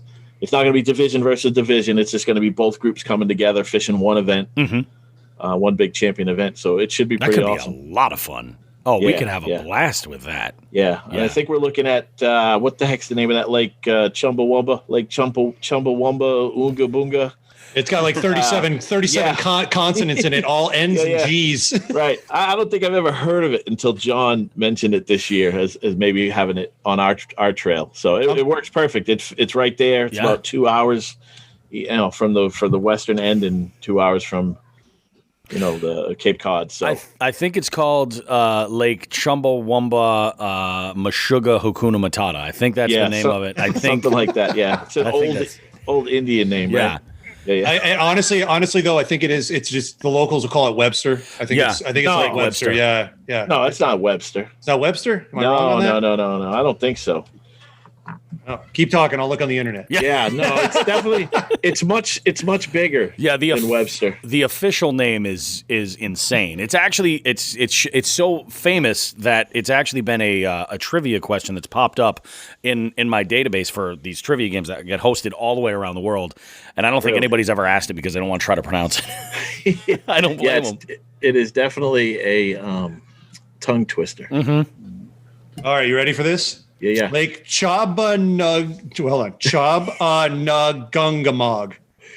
Also known as Webster Lake, Ken. No. Really? Wait, are we talking Webster as in the Webster Lake, or is there another Webster Lake? I think there are two. I think there's honestly a bunch of them. Yeah, just like Great Ponds and Silver Lakes. Yeah. Massachusetts seems to like those certain names. Long Pond is about 90. Yeah. Yep. No, this is really, really exciting. I think that, personally, I think that this does something. It checks a lot of the boxes of goals that we wanted to kind of see checked with the podcast. Was we always wanted to engage our listeners with some kind of tournament, but the fact that this is an official KBF organization that is expanding into Western Mass, that we're lucky enough to have Sean heading up is just huge. The fact that. Not only can we engage anglers with this, but it also gives the tournaments that, that tournament sense of like legitimacy. This is a national organization. Like there is a train to get to the top, to be a champion angler. Like this is huge. And honestly, kayak fishing is way more accessible to most people than fishing big boat tournaments for sure. So this is a great way to get people out there on the water. And now that they can literally have a pond almost in each corner of the state to go and get on that road and try it out. This is absolutely huge. But the thing that's cool for the listeners on a grand scheme across the country or even the world is that I've always wanted to do tournaments where we could get really wild with it. And what's great is now we can, because we have something with legitimacy to lean on that'll be a regular, ongoing, competitive angling aspect. But then, we could do national tournaments for Jigs and Bigs listeners or as fundraisers, something like that. And we could throw the rule book out and get really creative with plays and bonus point opportunities and have a lot of fun with it. So that is a whole other thing on its own. But the fact that this is huge, man. This is huge. I guess we should probably introduce who's running the division. Did right? I think I skipped over that too. I think that guy's too busy looking up internet facts to trash his superiors on a podcast. It's like Chickamauga. Oh goodness. Running the division will be Sean Dominic. You don't go by SD anymore? No, how Facebook is. Some days you want to be SD, some days you want to be Sean Dominic. I got you. So SD or Sean Dominic, and then assisted by Nelson DaCosta. Yeah. And maybe some others, who knows, if you need it. We have 5 people helping, so. That's awesome. But for now, Sean and Nelson will be running the show. Got it. Yeah, thanks, man. First off, like a huge thank you. I think our audience knows that I always kind of do a mini recap of fishing with you guys and have been for the past year. Well, the whole time we've done the podcast, yep. But I've been fishing with you guys out east, sporadically for about a year and a half now. For our events, you've done the knockout series, I think, 3 years in a row, 4 years, something. Yeah. So for a while. Yeah. I keep running into you and Jason, and that ends my but, I thank you for the opportunity. This is awesome. since I started fishing with you guys, I mean, you guys have just had, MACB's just been it's just been a really awesome, transparent format that I love to death. And the thing that has killed me, and we talked about this before we went on the air, has been the same thing that has killed you guys to come out west, is you guys don't want to get up at 3 o'clock in the morning and drive, to get to a lake at 5 o'clock. And I do it occasionally, but it hurts. Like, I've lost 2 days of my life. Like, I go home and sleep for 24 hours after that. So to have it locally, and then all of us coming together for one localized tournament for the championship at Webster, that's awesome. Yeah. And obviously I'll recommend, anybody who's fishing with us that you always tend to do that catch 'em all brawl once a year, right. Which is a no limits tournament anywhere in the state, which I love to death because, sometimes anglers get discouraged. As well as I do, that they're not out there catching that 20-incher or 19-incher every tournament. But if you can go out and catch a lot of 14-inchers, you got a shot. Yeah. A lot of people fish that event wrong though. They go to the place that, they think they're going to catch 20s. Yeah. And, they catch 7 or 8 fish, which is good on a regular day, but you need to go out there and you need to catch 30, 40 fish to win. Yeah. Oh, yeah. If you know a place that's loaded with 12 to 14, I think if we do it again, we'll up the limit to like 14 inches. But I don't know. Who knows? We'll see. Yeah. And the other thank you I have is to Nelson. When I had told him we were in talks with you about doing this. So Nelson's at a point now, and I think we've talked about it a little bit. His daughters played competitive soccer at a pretty high level, and that is a time consumer. And they have shifted gears in their professional sports careers to where he was able to compete a lot in the last what tournament? The October? Well, you won? Yeah, the October Chronic Trips he won, and that's been kind of like a taste of what tournament fishing has been and getting out there and doing it. So, and I've known Nelson since we were kindergarten, right? 4 years old, 5 years old. 4 years old. Yeah, you knew me before Sean. I know Sean's before I even spoke English. So yeah, no kidding. I learned how to speak English in kindergarten. So, and that's where we met. So yeah, nice. So we're ready to get this underway. I mean, we've already sat down and mapped out what we want to do with our we're going to have 7 trail stops in Western Mass.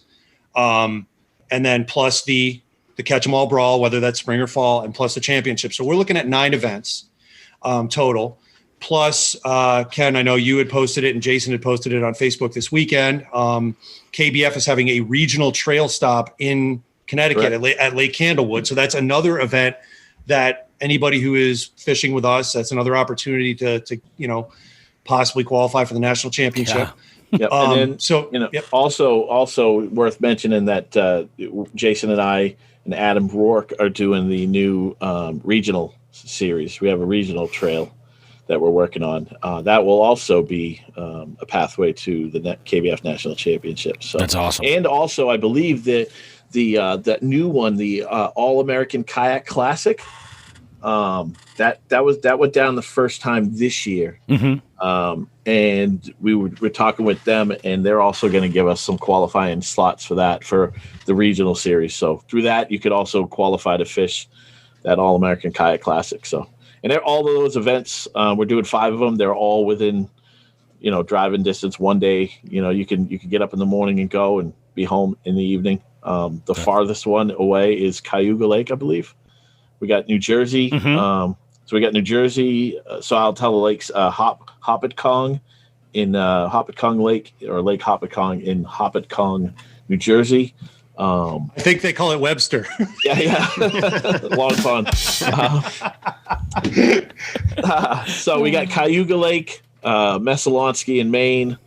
Where are the other ones? Oh, Winnipesaukee. We're doing Winnipesaukee again. Oh, okay. Nice. And then the championship on Champlain. And Hobie's coming to Champlain as well, the Hobie Bass Open Series. Oh, really? Champlain. Yeah, so we got a lot of, even though KBF's only coming up here one time, the next nearest one, KBF event, is in East West Harbor in Ohio. That's 10 and a half hours away or so. Yeah.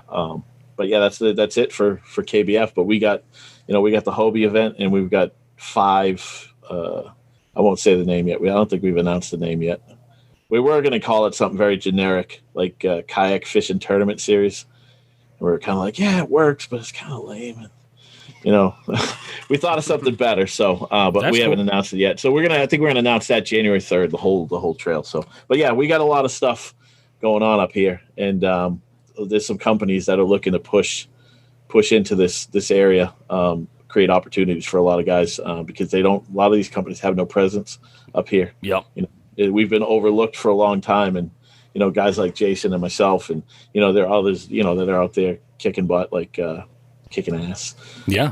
Say that on this show, like Brundle and Conant and all that stuff. So we got some opportunities coming up. No, that is awesome, man. This is going to be really, really exciting. 2021 is going to be huge for just tournament fishing in general, but kayak tournament fishing is going to be just absolutely everywhere. And I think there's definitely a trend where you see even a lot of, just the bank anglers that I've seen being out there locally. A lot of people are looking to get into kayaks for the next season. There's Jackson Kayaks sold out of every single kayak last year. That's unreal. Everyone. They had an empty warehouse by June or May or something like crazy like that. They sold out everyone. And apparently this year, 2021, they're already sold out. That's unreal. It's Holy crazy, cow. right? Yeah. So. And the thing is, Jackson does make an amazing product, but those aren't super entry level kayaks. These are people that are. They do have a lot of kayaks. The big one, the really popular ones are the big ones, but they do have a lot of. I was looking at them today because I was getting one for my wife, and they have a old school kind of sit-in one. It's a paddling kayak, but I was like, man, that thing is 60 pounds, and I was I might want to buy one of those because my very first kayak was 80 something, and I just put a couple rods inside of it, pick it up on my shoulder, and walk a mile into the woods. Yeah, those ones that I use, those Native Ultimates that you guys all call them sit-ins. Those are my non fishing ready one weighs 55 pounds, and my fishing one is 70 with all There's some spots around here that are I'd love to get in with a sit-in. There's one right around the corner from my house on the side of the highway, and you can get to it down this. I mean, it's a rocky, rutted path. Yeah. And I took the big rig down there once, and it flipped over twice. Oh wow! On the cart, you know what I mean? Because if it just tips a little bit to one way, you're not stopping it. So to be able to walk in there with a kayak on your shoulder, that would be awesome. So with the trail stops that I know I had sent you the list of what we were looking at, and we're working on the scheduling and then obviously the permitting and stuff. One of the high points that Nelson and I talked about, and most kayak anglers I think feel the same way, is we want to kind of stay away from big waters with ramps, because we have all these waters around us out west that you can access with a kayak, and they're big, but a lot of them just don't have a boat ramp. Yep. Right. So we've kind of aimed at making this trail out west really, really, kayak specific, so that you're not going to have to be out there competing with big boats. Very few pontoons. You're not going to have to worry about wreck boats. We looked at the list, and it's not perfect. There are a couple we wanted to fish and threw in there maybe early or late, but through the summer, we're going to be able to hopefully get out and fish competitively at lakes or waters that we know have decent bites on them, and we're not going to have to worry about motors zipping around, which is nice. Yeah, and that's the great thing about fishing out of the kayaks. You can get into places. We fish a ton of places that they've never had tournaments before. Mm-hmm. The towns, you call the town or the Parks and Rec or City Hall, or you try to figure out how to get a permit, get permission to host a tournament there. People have no idea what you're talking about. Yeah, because nobody has ever wanted to fish tournaments on these ponds before. They don't have canoe tournaments really. That was never a thing. Mm-hmm. If kayak tournaments have been around for a long time. I've been fishing them since 2007, but those are 5-6 guys. You didn't get permits. They didn't get permits. You know what I mean? So that's a great thing, and you can fish small bodies of water too. We fished 200-acre ponds. We put 20-something people on it. And it doesn't. It gets crowded a little bit, but because we're not able to zip around the lake at 70 miles per hour, it fishes bigger. It seems a lot bigger when you put bass boats on a smaller body of water and they're all over the place. It's different. So yeah, you can go to all those little ponds and places that people don't fish often. So One thing I want to jump in with is what we should talk about here is a lot of our listeners have probably never, I mean, maybe they've looked at getting involved with a trail outside of the local area before, maybe not. And there's obviously a lot of details that still need to be ironed out as far as how things are going to go. But so what's it going to be like for that person, that Jigs and Bigs listener that's sitting there right now saying, I want to get involved? Like, how does this all work? Well, so we don't have, like, I need to create a kind of post or checklist for the new angler. I actually have one somewhere out there on Facebook. I'll try to update it, put it on the website. Actually, it might already be on the website, to be honest with you. But it probably needs to be updated. It probably needs to be like a living document, constantly updated. But yeah, it's really, it's not a lot. It's not a lot of stuff to learn.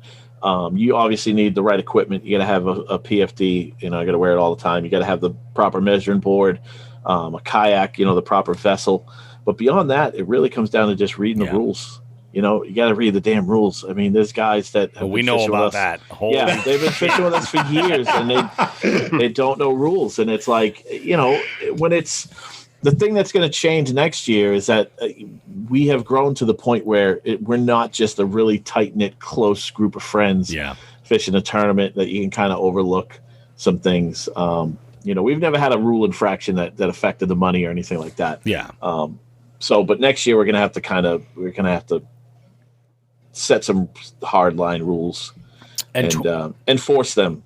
DQing people, even if it's our best bud, that sort of thing. We've never really had anything too bad, but the little things. A guy trolling and fishing at the same time, and somebody report, and I'm like, dude, you can't do that. I didn't know. Yeah, exactly. It's like, well, read the rules. I mean, he came in, he got one fish the whole event, but what are you going to do? DQ him? Yep. It doesn't affect anything, but we're going to have to next year. So that's really what it comes down to: just knowing the rules, understanding them, and following them. And as far as 2021 goes, there's a couple of changes that we've got lined up there. You were talking about how the hog trough style measuring board will be out, and it's going to go to exclusively the catch board. Correct. Yeah, we were on the fence with that. If you didn't know, there was some controversy with the catch board, not the catch board, the hog trough, which has been the traditional measuring board since the beginning. There is a method, a thing you can do to it to make it more flexible. Yep. And apparently the white one is you can make it flex even more. So there was an angler that took advantage of that, and I mean, this board, if you see the pictures of it, I won't name the angler. I don't want to talk any trash, but this was clearly deliberate. There's no denying it. I mean, this board was almost at a 45-degree angle.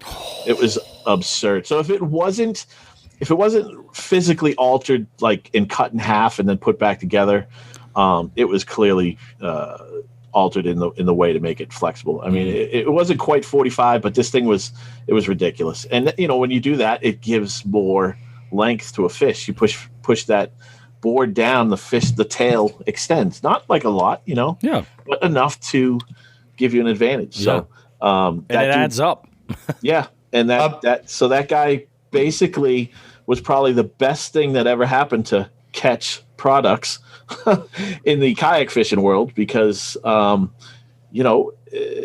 nobody uses the hog trough really anymore. And the bigger trails are banning it, and we're going to catch board only. And that's what we're doing next year. And we made that decision because I went through all the tournaments that the tournaments that we fished this year, and I think I saw like 3 people that are still using the hog trough, and I know one was Don, and I know he has the new hog trough. So yeah, we're going to be catch board only. There's 3 different versions. There's a thing they call the Catch Carbonate. It is it's a plastic. It's a harder plastic than the normal hog trough, but it's basically the same kind of concept. Yeah. It's light and it doesn't float. None of them float, but this one it'll sink a lot slower, and they build make it stuff so it can actually make it float. And then you got the traditional catch board, which is a 5-pound aluminum board. Yeah. That won't float. Which is great. No, that won't float at all. But it's a great board, and you just tether it. But they just came out with something new called the Catch X. which is another aluminum board, and I think this one weighs 2.3 pounds or 2.8 pounds or something like that, and it's all one piece. So the regular catch board, the aluminum one, comes with a what they call the catch cradle. Yep. It's a plastic thing that the sides curve up and everything helps keep the fish on the board. And this new one is just all one piece. It's all one solid piece of aluminum. It's got the sides and everything, so it's a good option, and I think that one is that $50, maybe $50. The traditional catch board is $60, I think, $59.99, and then the carbonate's $29.99. So they're all, there's an affordable option for everyone there. And the regular, the old school hog trough was $20. Yeah. So if you don't have a lot of money, $10 more for that. But yeah, so you're gonna need a catch board. Yeah, I've got one of those carbonites, and I think they're great. They're right. The other thing that's great about them too is that the numbers and the markings on them are really high vis. Right. So I mean that's going to help the angler out too. They're not going to have to worry about penciling anything in or having their catches questioned. That is the absolute worst. If you ever tried that when you got a blank hog trough where the lines weren't already darkened, I mean, God. And if you're like me and you're really meticulous with things, you going across that line and it's perfect, and then it just skips and it puts a little dot and it just drives you insane. Oh yeah. So I think I said when the first time I did it, I said, man, this looks like Michael J. Fox did it. Oh, that's great. It's terrible. It looked awful. I hated it. I had to buy one from Fish USA they do it on their own, and it's perfect. It comes out perfect when they do it. They must have a machine or something. I don't know. But yeah, I couldn't stand the one that I had. Just drove me nuts. But yeah. But Bobby, I think I sent you pictures when we were discussing the chronic trip stuff in the summer. And I said, there were some problems with people bending them and taking pictures, and the fish were, they were making point A to point B, a little closer. And I sent you the pictures. I think your response was, "What the shit is that guy doing?" Yeah, this picture was so blatant. It was so, and then you had people defending him, and I'm like, if it was a little bend, that was the nature of the board. It was plastic and it wasn't super hard, so it bent, it flexed a little bit. This was different, man. And for people to sit there and be like, he didn't do that on purpose. It's just, this is the board. The board flexes. Come on. If you see the picture, the picture is absurd. I can imagine, man. Yeah. Yeah. And I mean, those, even those fractions of an inch, they add up, and it's people went through his past tournaments, and there were people that said this dude, he placed in the money because of that board, because it was bent, and they were doing Photoshop, and it's hard to see when you're looking from the top down to see the flex, right? Yeah. Because the perspective and everything. So what you do is you get in Photoshop and you take the line tool and you put it at the end of the board. And you make a line. And you put it at the other end. And what happens is when you get toward that flex, the line and the board start to separate. Yep. So that's how you could tell how flexed it is. Yeah. Because it'll be like at points like a half inch, 3/4 of an inch difference, a gap between the board and the line. So it's we should probably make note that this guy is not fishing in Western MacB. No, he's not. But he's still fishing. The amazing thing is that nobody did anything to him. Yeah, nobody did anything. Nobody called him out. There's one angler that called him out. One prominent angler that called him out. And everybody else just defended him. Yeah. No company didn't lose any sponsorships or anything like that. It's crazy. Huh. If I did that, imagine if I did that. Holy crap. Yeah. Oh, it'd be bad news. Yeah. So, Ken, aside from the catch board, that's going to be one cost for anglers that are going to be fishing with us. Correct. There's a KBF optional membership if they want to. Every angler will have the option of putting it on that membership, and if they, get to that percentage of leaders in tournaments, they can qualify for the national championship. So that's on them if they want to do it. And I believe, correct me if I'm wrong on this, I think you have to have your membership in by July. Is that right? So I don't know the exact details, and that's up to us too, right? Yep. I would prefer, I think, just because it's become a pain to go back and see when somebody joined KBF. I think that we're going to make it just you have to be a KBF member before that event. Okay. You know, if you're not a KBF member before that event and you won it, you're not going to qualify. So if you want to qualify for the national championship, join KBF before the event. So makes it simple. Yep. So anglers again will have, you know, your catch board's not going to be optional. If you want to qualify for the national championship and be a part of that, then and I believe it's Louisiana, the next one, correct? Correct. Yeah. Shreveport. Yep. Shreveport, Louisiana. Cattle Lake and all that. Yep. So that's optional. Every event will. Let's actually take a step back. Bobby, do we have the beeping noise yet? I always do this. Beep beep beep beep. The MACB is going to have a membership this year. Is that correct? Yes, that's correct. Yes. So we're doing memberships this year, and it's just a $25 fee. That is to help us kind of offset cost on trophies and banners, things of that nature, which is, you know, something that I've always just paid out of my pocket. You know, we did 50-50 raffles last year, and that worked out. That helped me out quite a bit. I think it actually did pay for all of the trophies. It's 50-50 raffle. That's so, awesome. You know, obviously I get 50% or the club gets 50%. Winner gets the other 50. But this year we didn't do that. So we did it at one event, but we've kind of just, you know, kept our distance at every event. So we weren't exchanging money or anything like that. Mm-hmm. So it hasn't worked out. So so this year I'm going to have to pay for all the trophies. Usually it is a cost of, we used to do wristbands for identifiers and all that stuff, stickers, put the stickers on the board. You know, that it's not a ton of money, but it adds up. Mm-hmm. So that's what the membership fee is going to be, at least for this year. You know, if we can do maybe some tiered options in the future where you get a T-shirt, you pay $35 membership fee, you get a T-shirt, that sort of thing. We'll explore that. But for 2021, it's going to be straight $25, and that's across the board. So if you want to fish with us, it's $25.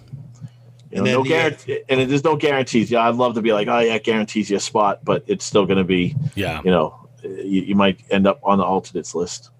Yep. And then for each event, I know you've been doing what, was it $50 an event? I already forget. For what? For every event. Oh yeah. So entry fee is a straight $50. You know, we do the optional lunker pools. So if you fish somewhere where there's a smallie, where there's smallies present, you do the optional smallmouth. We did once, we flipped it once where we did an optional largemouth because the most abundant fish was smallmouth. So you can do that too. That's cool. So if there's more smallies in there than there are largemouths, you could do an optional largemouth lunker pool. Normally, Normally the like if we go to a weedy place, the lunker is included with that $50 no matter. It's always included. Yeah, it's always included. And so it's $50 minimum. Basically, you need $50 to fish every event. You know, and the lunker pool is optional. And one thing I learned this year, and I don't know if you remember it. I'd always done when we did optional smallmouth lunker pool. I always looked at the regular lunker. I always did split it. I always did smallmouth lunker. You know, if you read my write-ups, I would be like, you know, this is largemouth lunker, whatever, and then this is smallmouth lunker. And I never thought about it that if somebody catches a bigger smallmouth, then that's the actual overall lunker. That's true. So we had our MASB tournament, and I thought I had the largemouth lunker, and it was like 18 1/4, and Don had like a 19.75 smallie. And he was like, no, I have lunker. And I'm like, what are you talking about? I was like, we don't have lunker. We have largemouth lunker and smallmouth lunker. So that's something that you have to do as well. Mm-hmm. It's if you do a smallmouth lunker pool and that fish is the biggest one of the tournament, that's a double lunker pool. Basically, that person wins. It's a good payday. Yeah, that's some good pay. We have some good paydays. Yeah, especially the pickerel lunker pools too. If you guys do those always pay out. And I'd be mixing in. And I know I asked you at Snippatuit and got a weird look from you. You're like, what are you talking about? But Nelson was there and he can vouch for it. We all went out to Snippatuit a few years ago, and I know the water conditions have changed, but we pulled northerns out of there. Yeah, I did. I thought you were correct. I mean, all these ponds around here where people say that northerns exist. I mean, besides Wequaquet, I've never even seen or heard of anybody catching one. Well, just for listeners of the show, the last time I saw a big pike pulled out was probably about a 6-pounder, and the dude bud got it. Yeah, of course the dude bud got it. Why wouldn't the dude bud get it? Yeah. What's the dude bud? It's a friend of ours that we grew up with. That you ever have that friend that is just the consummate outdoorsman? His father was an outdoorsman. Yeah. Vietnam veteran, was in the jungles and just came home and kept, was just went to nature and did all this stuff. And he learned, well, as we had to learn from our friends and growing up and people around us where it wasn't family. Man, this guy just walked into it. So if we ever had a tournament with friends, we were giving him money. It just the legend grew, and the Dude Bud thing, I'll briefly say it. We've told it on the show. It was my first Dude Bud story. We were all standing around our lockers in high school, and I don't know if he was in a bad mood or whatever, but somebody said to him, "Hey man, what'd you do this weekend, or what's going on next weekend or something?" And his answer, I swear to God, was, Dude Bud, fuck hey, dude Bud, fuck hey, dude Bud, fuck hey, dude Bud, fuck hey, dude. And he walked away. And we were all looking at each other quiet, and somebody said, "What the fuck did that guy say?" And so the Dude Bud was born from that moment, because Dude and Bud, I would say comprised 75% of his vocabulary from 1991 to 95. You know what somebody said when he walked away? Fucking legend. That's what somebody said when he walked away. Yep. Nice. So bottom line for looking at a season, if you want to fish with us through the whole trail, it's going to be minimum $25 membership plus $50 each trail stop. Mm-hmm. And then the optional stuff, and plus your catch board. Catch board, yeah. So those are your three things you're going to have to pay for.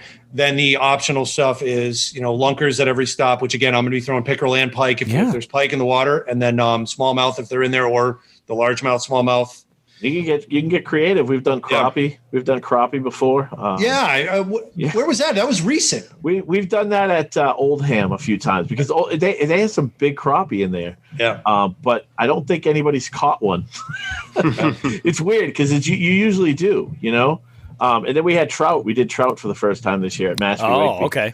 And usually you catch the trout there are nuts. Like they'll hit spinnerbaits. I mean, and they're not even that big. And but they're weirdly long and skinny, and they're not fat.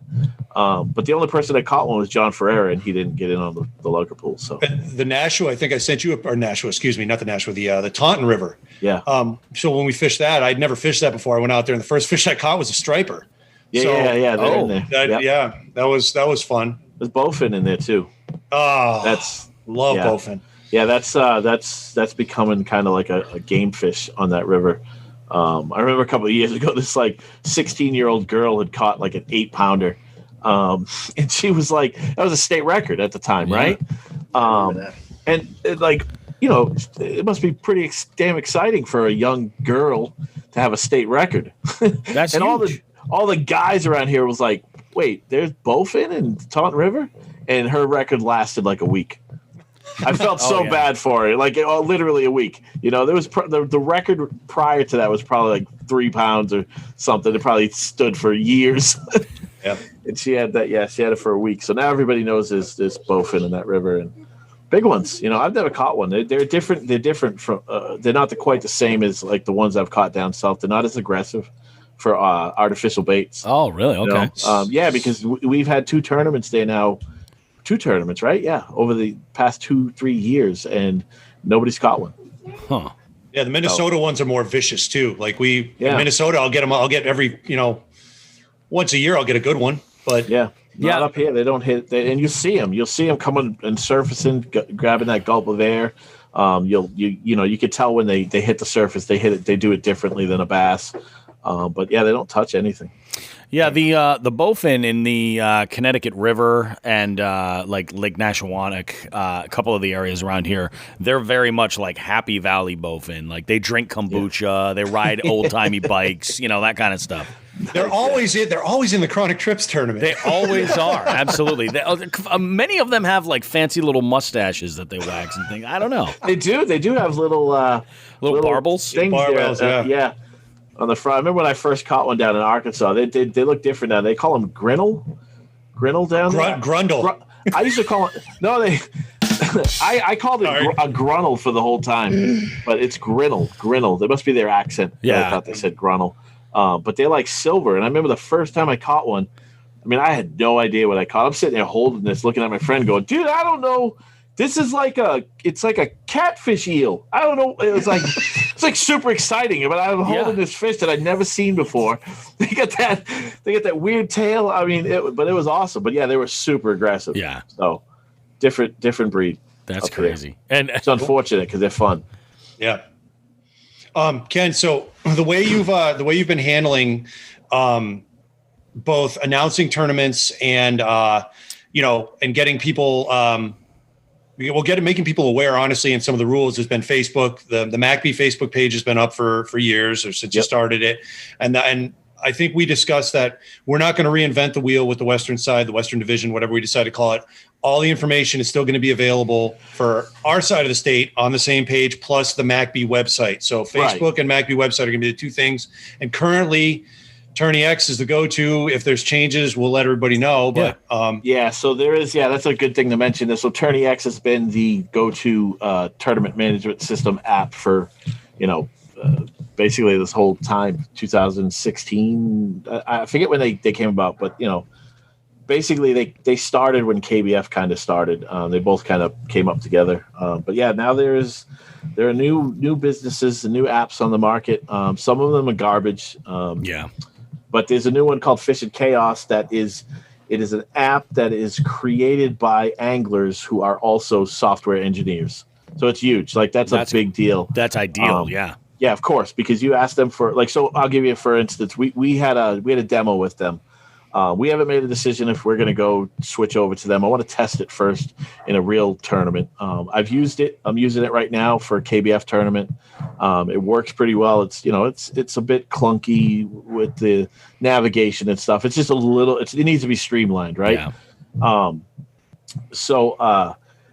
But we had a demo. Me and Jason Gardner from Maniac Anglers, we did a demo with the guys so they could go through the app and show us and everything. And we had suggested one of my things that I've wanted to do for a couple of years now is through Tourney X you could do a one-night stand. They call it the one-night stand, basically. KBF does it. It's where you pick one night to fish, right? You pick a Friday or Saturday night to fish. That's the only day you can fish. And I've wanted Tourney X to do that to where we can do a multi-weekend event where we fish one place on Saturday and then the next Saturday we fish at another place, right? Another lake. That's cool. And Tourney X couldn't do that. They could do 2 days in a row, but they couldn't do 2 Saturdays in a row. Yeah. So with these guys, I mentioned this, and that's already a thing. That's already an option. That's pretty cool. Yeah. So, and they did it so fast, you know what I mean? And we mentioned the knockout series, which is another thing that we do. Which I guess if you wanted to do that, you could do a knockout series, Western Division. That's an option. Maybe not this year if you don't want to overdo it, but that's an option. But I mentioned that, that's another thing that I mentioned to the guy who runs Tourney X a couple of years ago, and it's not an option, and it hasn't been something that he's been interested in. But we told the guys from Fish and Chaos about it, and they were like, "Wait, what? What is this?" They had never thought about bracketed tournament series, and so now that's something that they're looking into making happen. So it's exciting. There's a lot of really great features.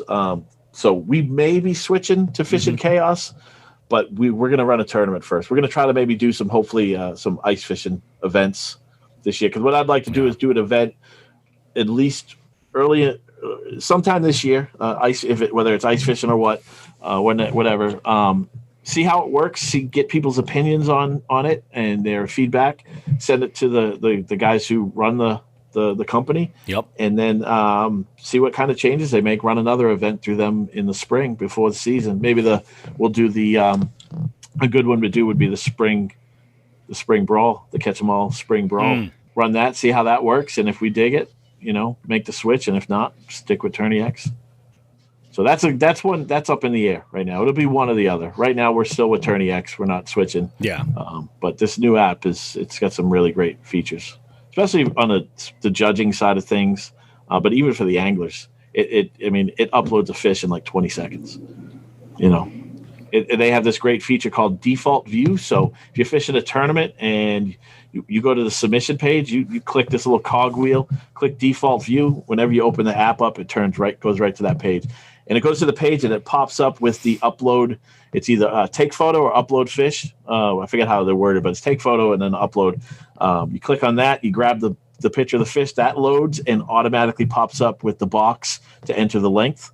You hit enter or hit submit or whatever, and it shows you on the screen the increments, how much is uploaded.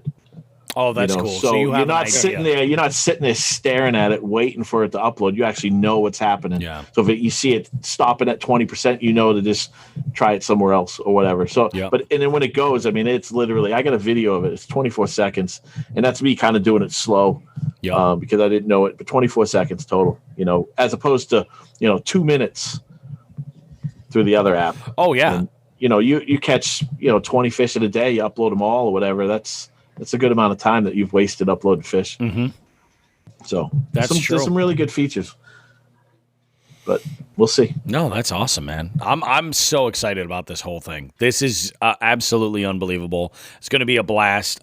So things that the listener can look forward to. We're planning on providing coverage of all of these tournaments, both for the Eastern Division and for the Western Division. So there will be updates. We're not going to get into the specifics. We've talked about a couple of different ways of doing it, even making it its own separate upload every week, where it just gets an upload and people can get some information about things that are going on, kind of like get into this, because I'll be honest with you, I really think that we can see the kayak tournament fishing platform grow to the point of where your traditional, bass fishing tournaments are.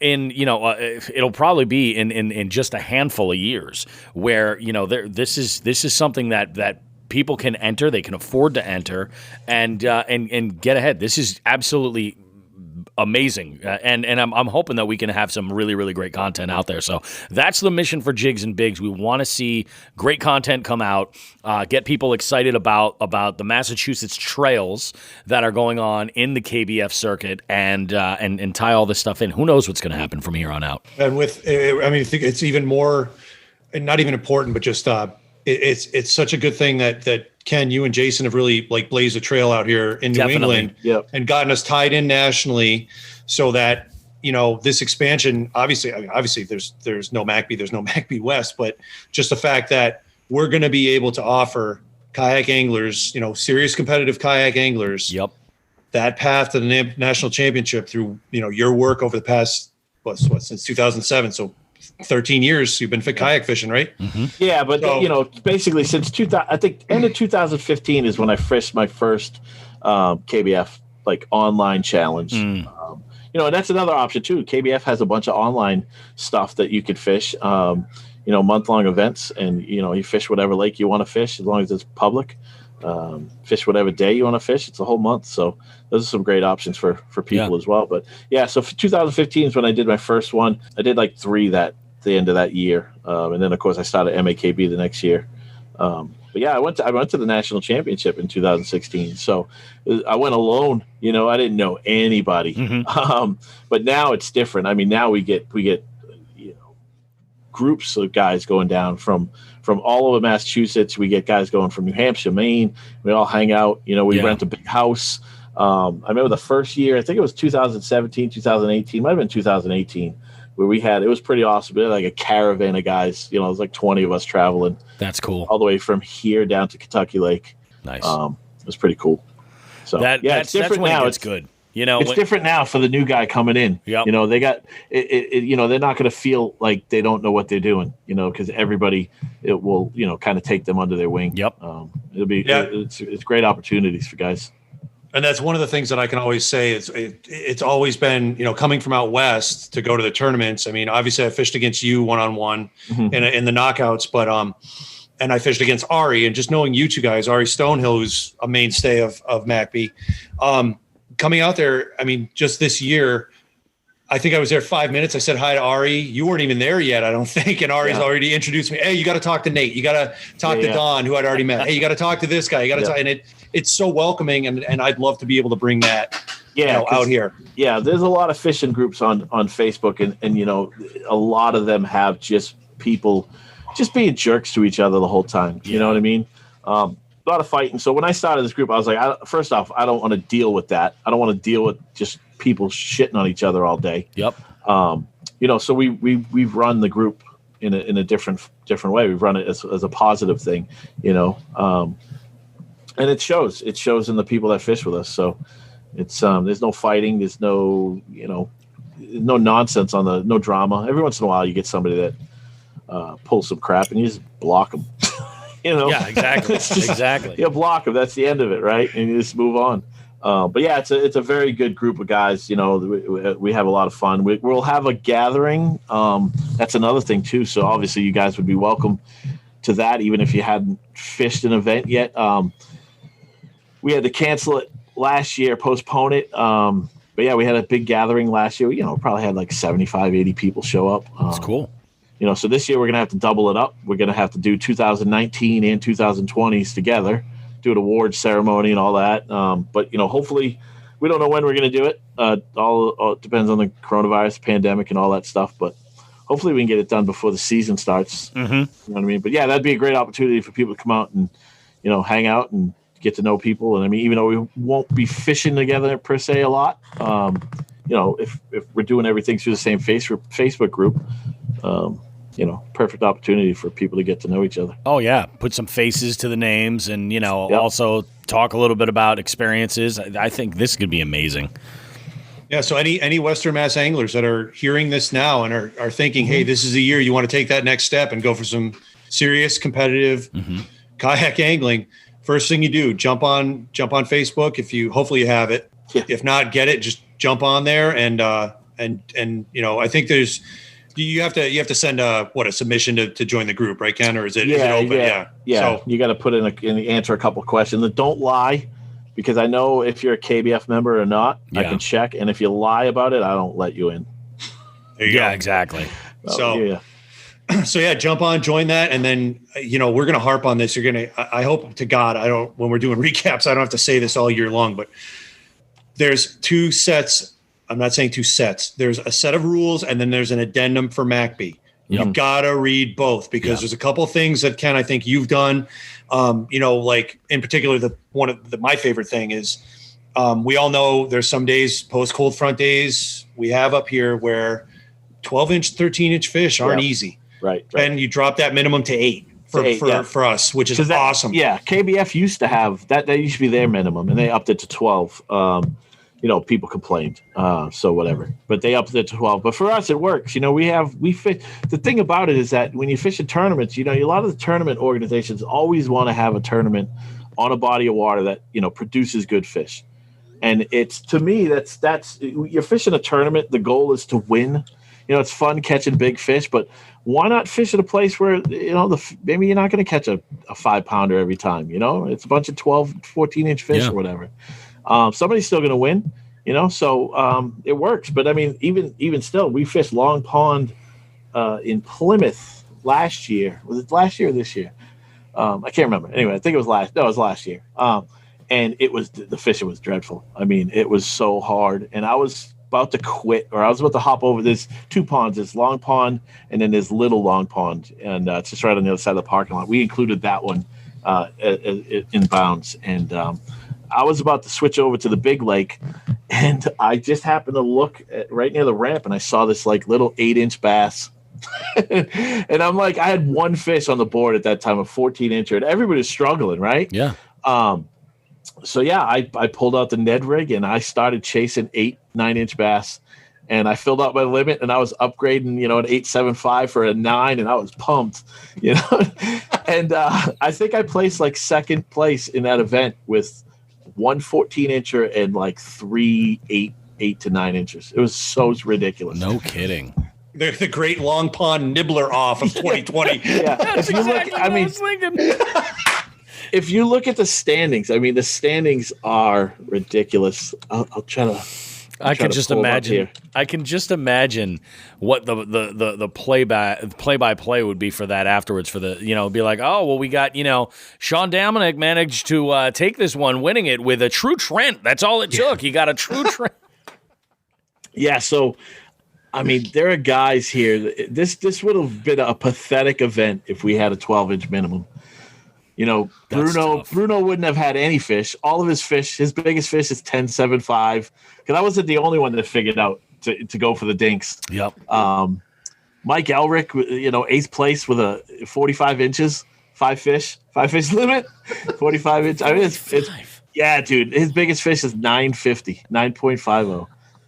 Yeah, it was those days. Hey, we get them, man. That's my kind of tournament. But if you look at the standings, I mean, some of these guys, the event would have been won with a 20.5, which was the big fish, a 13.5, and a 12.5. Like that's what the winner would have had. Yeah, I think. Yeah, I can't do the math. And how many fish would have actually counted? 5, 10? Yeah, tops? There were 96 fish caught, and I mean, I'm telling you, you'd probably have 20. I think that's a good move, adjusting the minimum. And it's also great for the guys that come in, and they're going to look, and Derek Brundle and Matt Conant said they're going to fish with us next year. Yep. Brundle's a beast. Conant just won the national championship. So you get guys coming in and looking at those dudes, and they're like, they come in. If they come in and they don't catch a 12-incher, and that was our minimum, they're going to go home dejected. But if they come in and they catch, 5 or even 20 dinks, they're at least on the board. That's a confidence booster. It encourages them to keep fishing with us, even though they may not beat Conant or Brundle or me or any of the other guys. It's going to give them the confidence to keep fishing with us and get better. You know what I mean? That's that's what it's all about, is getting better. I mean, there are guys, when we all started doing the tournament fishing, I mean, we weren't great. You look back at the stats. I mean, even mine, I'm like, I didn't fish like a tournament angler. That's something you learn. You learn how to fish a tournament. But it's good for those guys. You at least when you catch a limit, that's what your goal is, to always catch a limit. So if you catch a limit of 9 inches, that's a lot better than catching nothing, or catching those and they don't count, and then you got a 0 on the board. Yep. So it's pretty good. Yeah, and then just like I've always explained to people when Bobby and I started talking a lot on air, you go out, if you get into multiple tournaments, like you want to maximize that. So last year, I didn't fish the monthlies with you guys, and I know a lot of MACB guys will fish the KBF monthlies. Right. So I was fishing monthlies with Casey Reed's kayak tournaments online, and I looked at I had an absolutely blistering July and August, like the end of July and into the first week of August. I can't tell you how many 20-inch fish I caught, 5, 10, somewhere in between that. And then I said, you know what? I can look on Tourney X and see how the Massachusetts state went, right? And I looked up, and I would have won that too, just based on what I caught in August. And I said, well, now it's something to think about. For an extra $20, you want to take the chance on winning a possible couple $100. You're going to be out there fishing anyways. Yeah. And then you can fish a lot, absolutely do those online ones. And with the first Snippatuit, because we hit Snippatuit twice this year. I believe so. Yeah. So the first Snippatuit, which I think was in the summer. I think it was in. April or June. We did the 3 Lake Throwdown there. Yes, So I got tagged with Snippatuit, which is great because I love that place and I have experience there. I remember this. And I was in the Chronic Trips, which is multi-species, and I needed some pickerel. So the bass bite was not very good for me. So I caught my limit, did what I could, and then took the last 2 hours and started chasing big pickerel, which I did hit. And I think I showed you. I know I showed Bobby. Yep. But I used one big giant inline spinner that I always carry with me, just as a kind of a kitchen sink. And, I was able to put in fish for 2 tournaments on that day, and it worked out, for me, fine. I finished, I think, top 5 in the lake. I don't think I was top 5 for the tournament, but again, confidence booster. It's not a lake near my house that I'm fishing every weekend or every week. Going out there and fishing Snippatuit twice a year is awesome for me. If I can go out there and place and know that I'll be able to go after, other fish in another tournament, that's where I work things out. And we always talk, and Bobby had his struggles this year with tournaments. People fishing tournaments is a completely different monster. Yep. And you have to get used to that. And, we'll see what happens. I hope to see everyone out for the West. And the least I can ensure is you're going to get a fair shake. And I am happy to have everybody out there. I'm happy to fish in our side of the state. I love it out here. I love our state, period. But this is our home, man. So I've never fished out there, so I Why don't you don't want me to? Why don't you tell me the No, we story? gotta have you come out here, Ken. Oh no. Ken has. I accidentally sabotaged him one time. Oh wait, is this when you sent me to Woods Pond? Dude, I've caught massive pike and bass there. Awful. I think I was coming back for what was that, the Lake George event or something? I thought it was New York. Yeah, you were driving back. Lake George or Cayuga Lake. It was one of those events, and I was coming back, and I was doing the KBF monthly online, and I was in like second place or something, and you were like, "Go to this place. It's got giants in it," and I went there, and I mean it was so shallow. Yeah. Except for the river channel, but it was like there was nothing. Did I catch anything? I thought you said you caught a dink or something. But I might have caught a dink, but yeah, that was dreadful. I was like, never again. And then another place I saw that. Remember, I saw that key. There was, the magnetic boxes for that hold keys that people put, under. There was one of those on the side of the bridge, like in the middle of this bridge that went over the river. It was on the side. Like where nobody would see it unless you were on the river looking up at it. I'm like, what in the world is that? And it started pouring out, and I didn't go to check it out. It's a mystery. I'm curious that was that little railroad train bridge they have, right? Because they have that little Berkshire's Railroad. I think you can walk over it. Yeah. But yeah, it's just a small bridge. I don't think you can drive over it. But yeah, somebody put a key there, and I don't know what it's for. I mean, the reason I sent you there or even suggested it was you had put that post up on Facebook like, hey, I'm looking for somewhere to stop. And I said, look, you're going to be coming back on the Pike. Take exit 2. And it's only, not even 10 minutes off exit 2. You're right close. There. Yep. I just sent you there. And the last time I'd been there, I fished a little, makeshift tourney with some buddies. And it was a bass tourney. I caught 4 or 5 fish. They were all good. It was a little earlier in the year. I think you were in the summer and I had gone there in the spring. Yeah. So the weeds weren't up and it wasn't, I'm sure the water level. Water was low. I mean, that whole... Basically, yeah, it was just the channel where you launched. That whole area to the right was a foot maybe, and it was mud and muck, and it was just dead. So yeah, that's honestly that's part of the Housatonic River. Yep. And there are massive northerns in that part, and actually that whole stretch. And that was one of them. I was working again. It was spring, and I was working a full size Zara spook. And I swear to God, I thought an alligator hit it. That's how big the pike was. It was well over 35 inches, and I didn't know what to do with it. And thank God it was only hooked on the side and it shook itself free. But I had it up to my little 8-foot recreational Pelican kayak, and I'm like, what am I going to do with this? I've caught some pickerel like that in the old sit-in where you're looking at it going, that thing will slice my artery on my leg and I'll die. Nobody will have any idea what happened. Yep. Yeah, that was a whole wasted trip anyway, because I wanted to maximize my fishing time by fishing out west instead of driving all the way back home. Yep. And ultimately, that's what I did. I got back home. I went to Ponkapog, and I did really well. I caught some good ones. I got myself in the first place. And as soon as I did that, my friend Edmar sent me a text message, and he's like, "Is that all you got?" And he uploaded like a 23 that he'd been sitting on. Yeah, he'd been sandbagging it for the whole month. And if I'd known that he had a damn 23, I wouldn't even have tried. Yeah. I wouldn't even have gone out, because there was no way I could win. You know what I mean? I would have had to gone out and catch like a 20 and a 23 myself, and I caught like a 19 and an 18 or something. And so that annoyed the hell out of me. Nelson, should we implement some sort of a sandbagger shaming for our side? I mean, we can do whatever.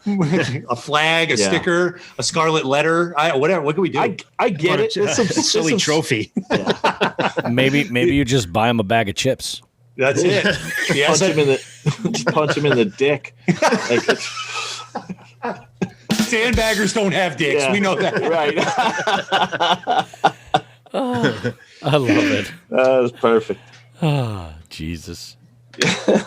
Now, on that note, yeah, I was just going to say, I think I've covered everything for now. I mean, we have a lot to work on. Yeah, Nelson and I are extremely diligent about this. I mean, we're waiting to coordinate some scheduling stuff with you, and as soon as we do, our permits, requests go in, and we're excited. I mean, we're excited.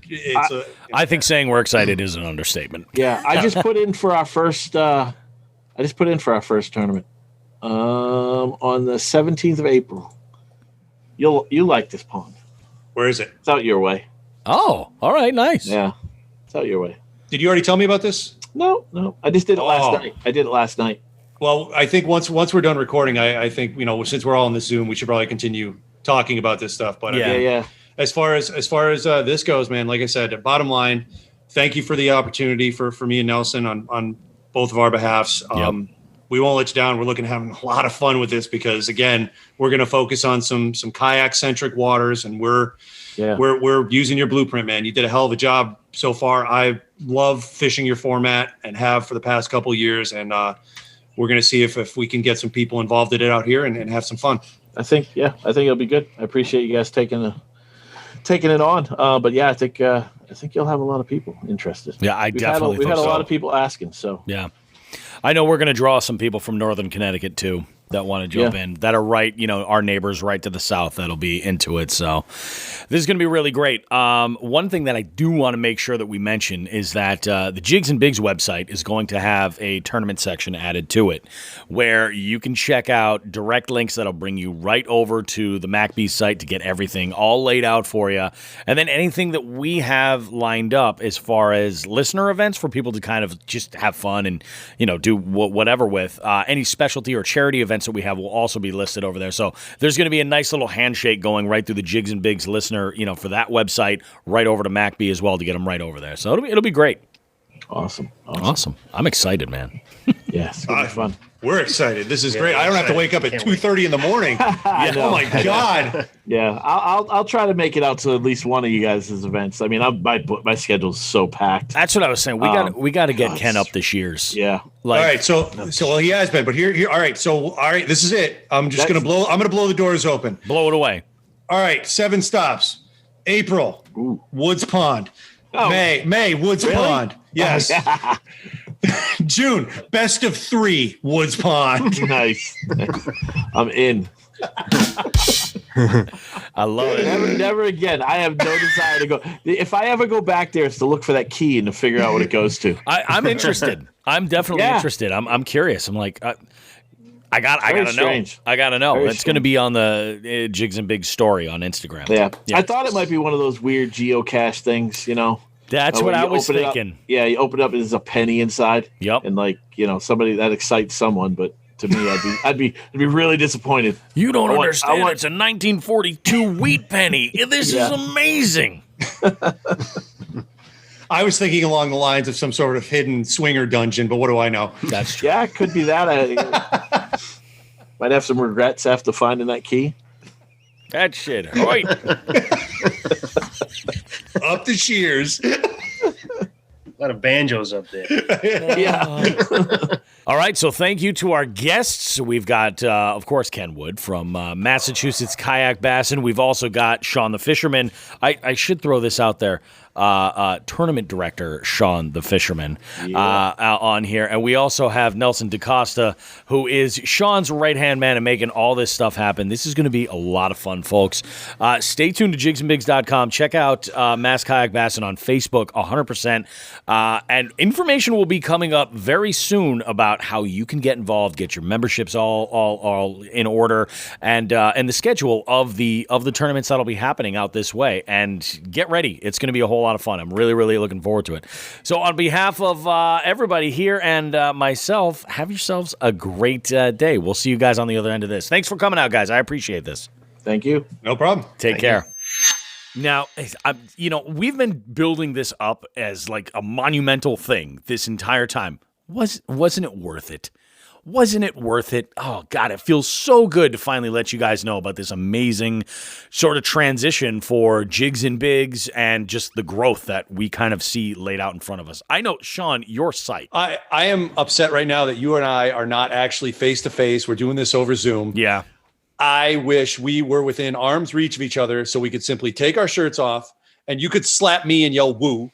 And then I'll slap you and yell woo, and we'll just do it until our chests are red and we have no energy left. I'm just so excited. I want to Ric Flair the hell out of each other. It's a big deal. It really, really, really is. And I've tried to, work this out over and over in my head. Like it's a big deal, obviously, for the Massachusetts, kayak angler out there that wants to try, competitive fishing. But it's also a big deal too for, the things that Jigs and Bigs is going to be able to do as a podcast.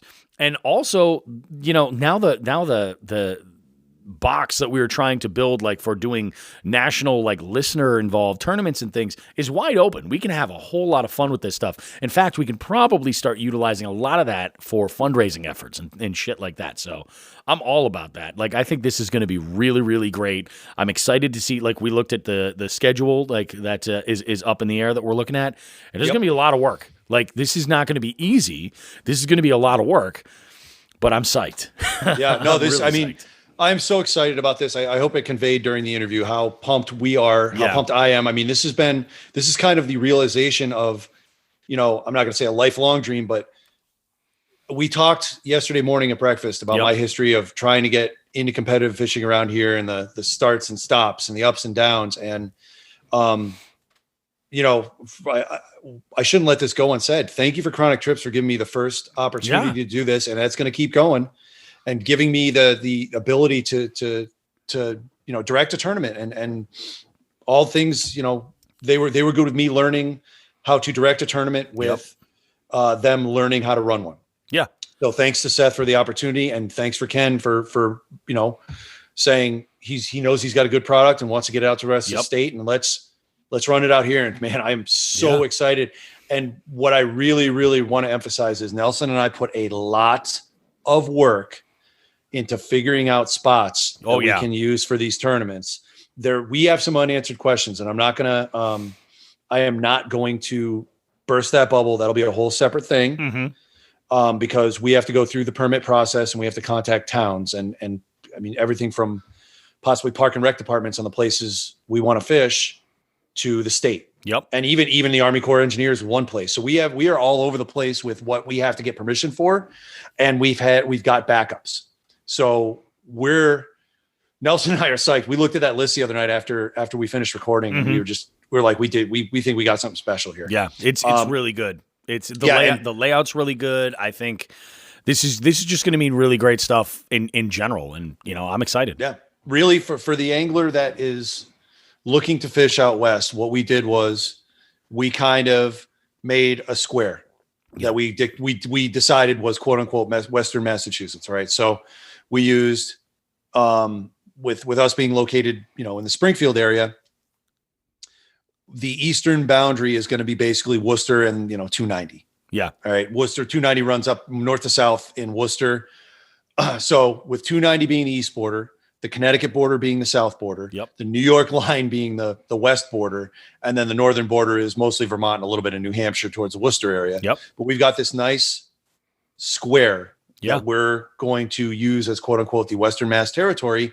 And in that, we broke it down into 4 areas because that's a lot of area to cover. That's from Worcester to the New York line is what, an hour and a half, if not more. Oh yeah, yeah.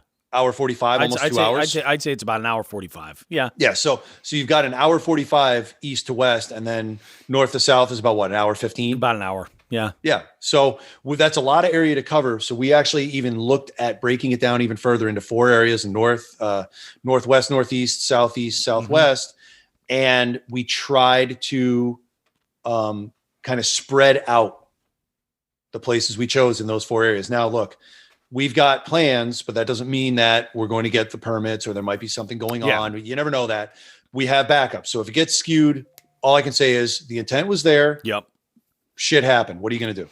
And that's the thing. This is MACB is growing west. We're growing with our responsibility for, putting this all together. There's likely going to be some growing pains along the way, but once things get nailed down and the procedures are created and the systems are in place, I think we're going to see something fantastic happen. Yeah. And the only thing I can say to any anglers that are looking at joining up with us and fishing and having a good time. Yep. You gotta read the rules. All right. I like having a good time with fishing. You guys hear, I tend to laugh a lot on the show and have a good time, but I'm the director. So read the rules. If you break a rule, it's not like you can come up to me and say, "Hey, Sean, I kind of broke something. Ha. It's all good. It's a joke." The problem is this is a serious tournament. There's money on the line. If somebody breaks a rule, how do I explain that to the other anglers that I'm letting it go? Well, and I can't. Yeah, I can't do that. And it could affect a lot more people than just the people in that one specific tournament because of the KBF affiliation. Correct. This is a road to the national championship. Yeah. So I mean, keep in mind, I like to have a good time and smile, but the director has responsibilities. Nelson's going to be right there with me. Yeah. We're making sure it's a level playing field first. That being said, everybody's got to read the KBF rules. Yeah. There's KBF rules. They're there for a reason. And then on top of that, there are mass kayak bassing addendums to that. Then there's only a few of them. Yeah. But you've got to read both. Like if somebody shows up to tournament number 1 and they've got a hog trough, what am I supposed to do? You can't use that. You can't. So there, you got to read the rules. But that being said, I am absolutely pumped about this. Yeah. So it's huge. Yeah, it's huge. Yeah. So yeah. I mean, what else can we say that we didn't say during the interview? I know. We definitely went over, and like I said, there is going to be a lot of work involved, but I think grand scheme, this is going to make for amazing content, additional content, I should say. This isn't necessarily going to overshadow the show that we're putting out. We're still going to be putting out the same weekly Tuesday show, but on top of that, you will see additional releases coming through that focus on updates and results of the ongoings in the Massachusetts divisional trails. You'll see that stuff kind of appearing, and we're going to try to put together as good of a product as possible to really sort of this is freaking amazing. Like dreams coming true type shit. This is cool. This is awesome, man. Yeah. I mean, when we first started really getting to nuts and bolts of this, and we haven't said anything for a little while, waiting on a couple of things and for all of us to get together with this conference, but I had actually called the dude Bud and kind of let him know. I'm like, dude, Bud, I said, dude, I said, we've got a chance now to make this what he and I had always talked about in countless hours floating around in a canoe in high school. Like, wouldn't it be great if we could run tournaments on the little bodies of water we fished and this and that? And just, kayak fishing wasn't even a gleam in competitive fishing's eye in 1993, 94, 95. Oh, you know what I mean? And now we have the opportunity to bring that to our home. Yeah. And I am so excited. Yeah. It's going to be good. Yeah, I think this is going to be fantastic. I'm really, really excited to see where the whole journey and the process sort of takes us. I want to say a big shout out, thanks to both Ken and John for trusting Sean and making this happen. You guys all know that Sean is my he's the one that gives this show some legitimacy as far as experience and everything else. And the fact that he's got this opportunity to really run with this as tournament director for the Western Division is just absolutely freaking dynamite. Good stuff. Good stuff. Yeah, it's awesome. So like I said, Nelson and I are going to be working diligently on permits. We're going to be making sure that we are straight before we release any information. Yeah. But we are looking at, again, a 7-event trail plus the East-West Championship, as we talked about in the interview. Mm-hmm. And then Ken always runs a couple of different events that are going to be pretty much statewide. They're going to be remote, like his 2 years ago was the Catch 'em All Fall Brawl, which is a no limits, which we talked a little bit about, and those 12 and 14 inch fish count. Yeah. And then last year there was a team challenge, so you randomly drew a partner, and you fished wherever. So I fished up to Shears, and my partner was, I think, fishing down by the Cape, I think. See, that to me sounds so cool. It was awesome. So I had no signal, but when I did get into signal, I'm like, how are we doing? How are you doing? He's like, I got one.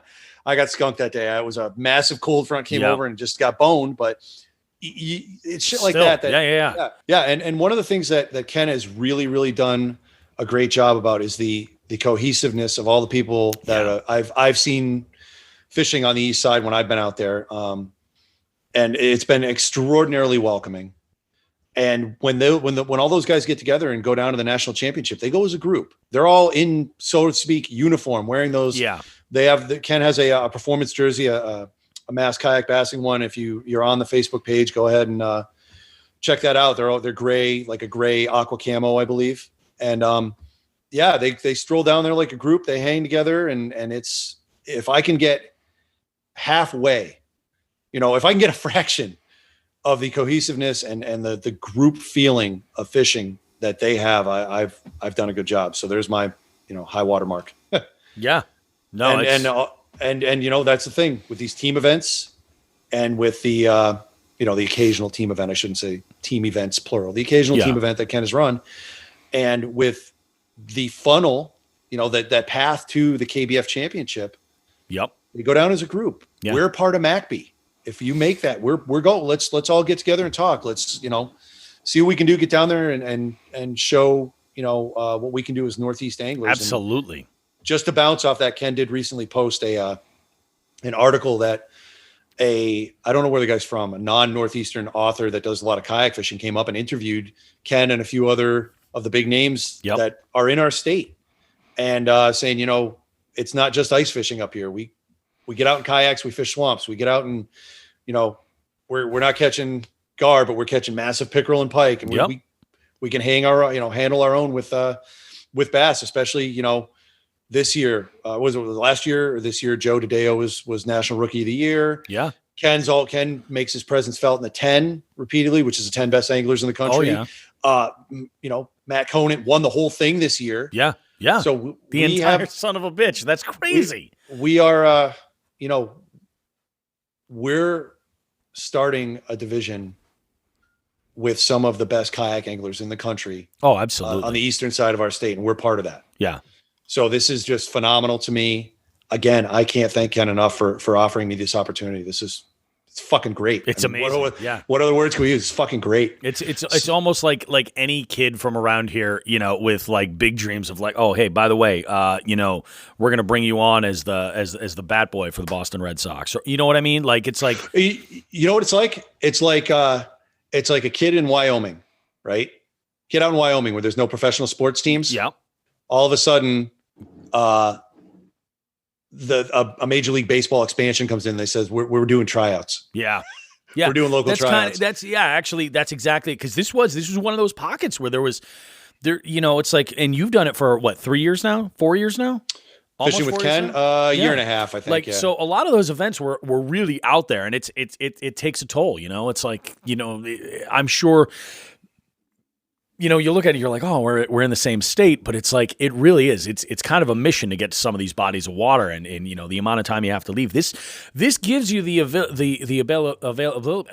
ability, I should say, to be fishing more in your own backyard, and it kind of helps out. And I'm really interested to see how things kind of play out, what kind of anglers from this area are going to kind of come out and get into it. And this is a great opportunity. And the thing that I've always said from the beginning is that when it comes to kayak fishing in general, the accessibility is so much more easily attained because of the low cost involved. I mean, you talk about buying a bass boat versus buying a kayak. Even if you buy like the best kayak you can, you're spending a fraction of what you would dump into a bass boat. If there's no motor in Massachusetts, you don't have to register it. Yeah, and that's the other thing too. There's that element of it. So you have all these things, and even we talked in the interview about the memberships and the fees involved and things like that.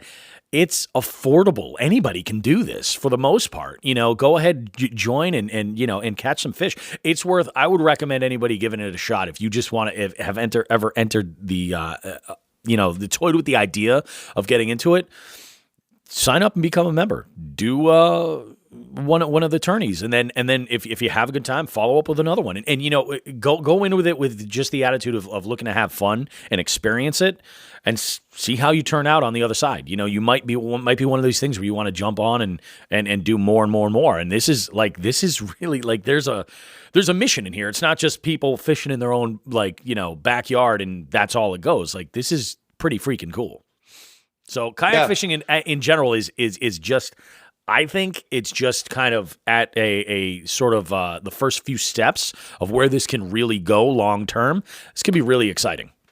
Yeah, I can't say enough. Yep. I like I said, I don't think we're setting too high expectations. We have good spots picked out, I believe, and we're going to work through them and see what happens. But I am excited. I am so excited for April to roll on. I am just ecstatic. Yeah, I think it's going to be really good. It's going to be really good. 2021 is going to be huge.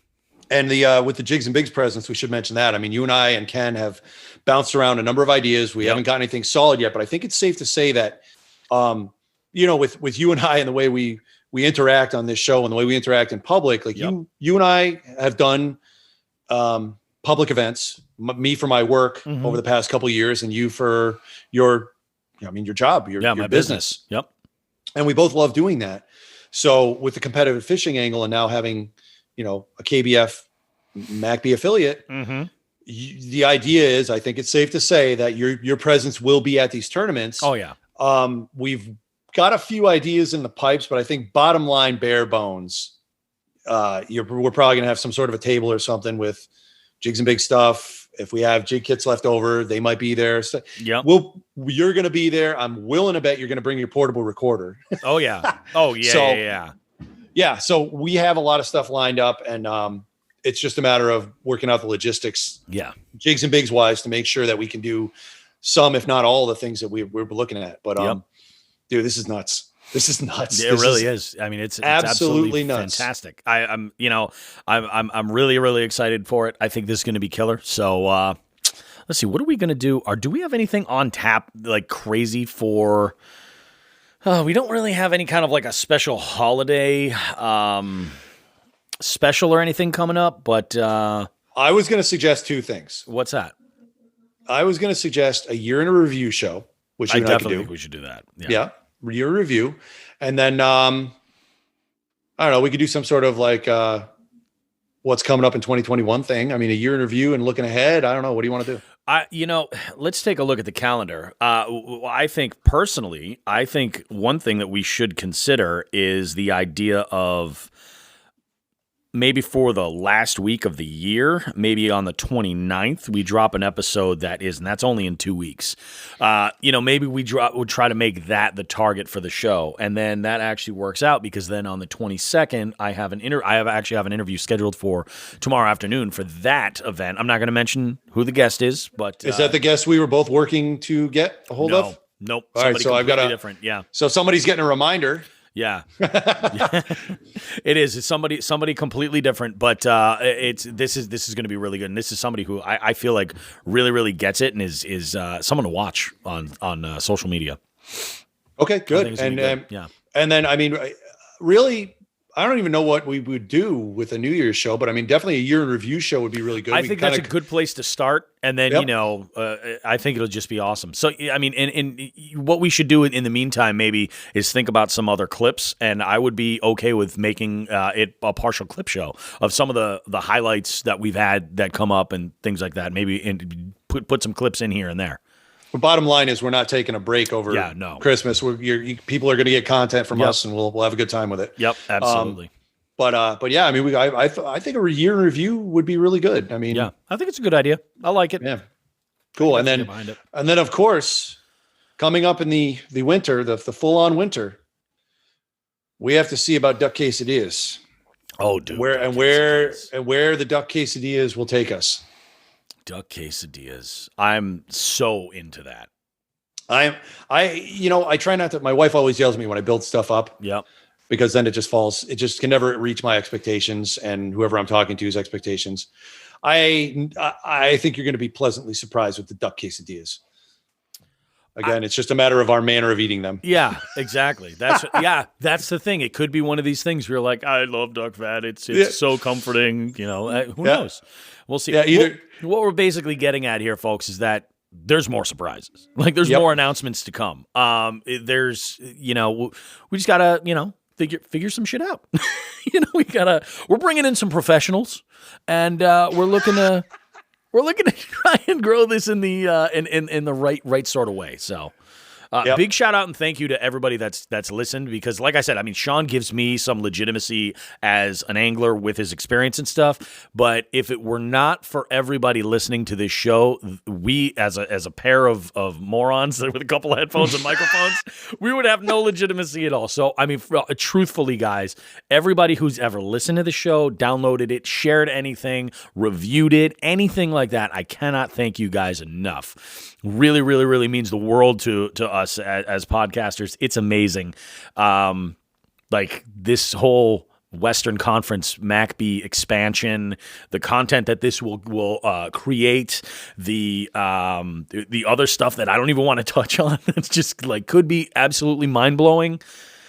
You know, it's gonna be great. Just a reminder too for everybody listening, and the last thing I'm going to say about this. Yep. For the Western MACB thing, we're not reinventing the wheel. Yeah. All of the information pertaining to this division is going right on the MACB site and the MACB Facebook page. So if you don't have Facebook, you might want to consider it. I'm not telling you to friend everybody that you ever went to high school or middle school with, but if you jump on, it's our way of communicating. So like I always say with social media, like there's a lot of down things to social media, but the good thing is you can communicate with it. It is a method. So that's the way Ken rolls with Facebook. I've known that for years and I've had no problem with it.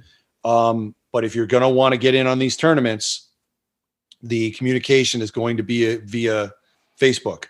And we have not set the slots that we're having per tournament because there's different size bodies of waters. I'm not going to try and cram 25 to 30 anglers on a 200 acre lake. So we have to, there's going to be limits. So if I post it on Facebook that the thing's open, there's really no good way to monitor. Let's say we use Tourney X. There's no way to monitor that. So you've got to pay attention on Facebook or whatever and go from there. I'm not telling you to get a Facebook account. No. I'm just saying it's going to be very valuable to do so. So I guess I am telling you to get a fucking Facebook account. Give Zuckerberg your info. We're all gonna, he's gonna own us. Well, and I mean, you can create that profile with as minimal information as you want, and set it to private and not have to deal with anybody's horseshit. You could definitely use it to communicate with this type of an affiliation or something, and it would be definitely worthwhile. Looking forward to really, really good stuff coming up, guys. Again, thank you once again to everybody who's given any kind of listens. Or anything. And man, you guys are absolutely fantastic. So I think does that wrap it up for us? I want to say thank you too, and looking forward to seeing old friends and making new ones in MACB West or Western MACB or whatever. We haven't figured that out yet. Fuck. I kind of like the sound of MACB West. MACB West? Yeah. Does that roll off the tongue? MACB West. Smooth listening on MACB West. The dog bark. Dog. Oh yeah. So Amazon's here with the Christmas gift, so I gotta go. Nice. All right, guys. Well, hey, thank you so much for get off the fucking window.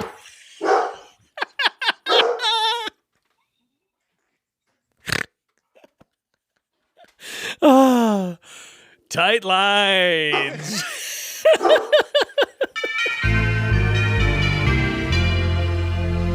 First thing at Christmas that's such a pain to me is finding a Christmas tree. The second thing at Christmas that's such a pain to me, rigging up the lights and finding a Christmas tree. The third thing at Christmas that's such a pain to me, hangovers, rigging up the lights and finding a Christmas tree. The fourth thing at Christmas that's such a pain to me, sending Christmas cards, hangovers, rigging up the lights and finding a Christmas tree. The fifth thing at Christmas that's such a pain to me, 5 months of bills, sending Christmas cards, hangovers, rigging up the lights and finding a Christmas tree. The sixth thing at Christmas that's such a pain to me, facing my in-laws, 5 months of bills. Oh, I hate those Christmas cards.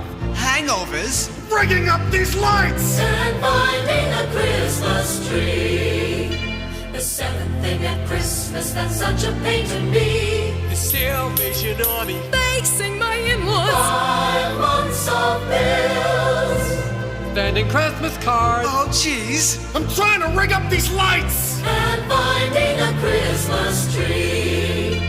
The eighth thing at Christmas that's such a pain to me. I want Transformer for Christmas. Charities, and what do you mean your in-laws? 5 months of bills. Making out these cards. Edith, get me up here, huh? Well, we have no extension cords. Finding a Christmas tree. The ninth thing at Christmas that's such a pain to me.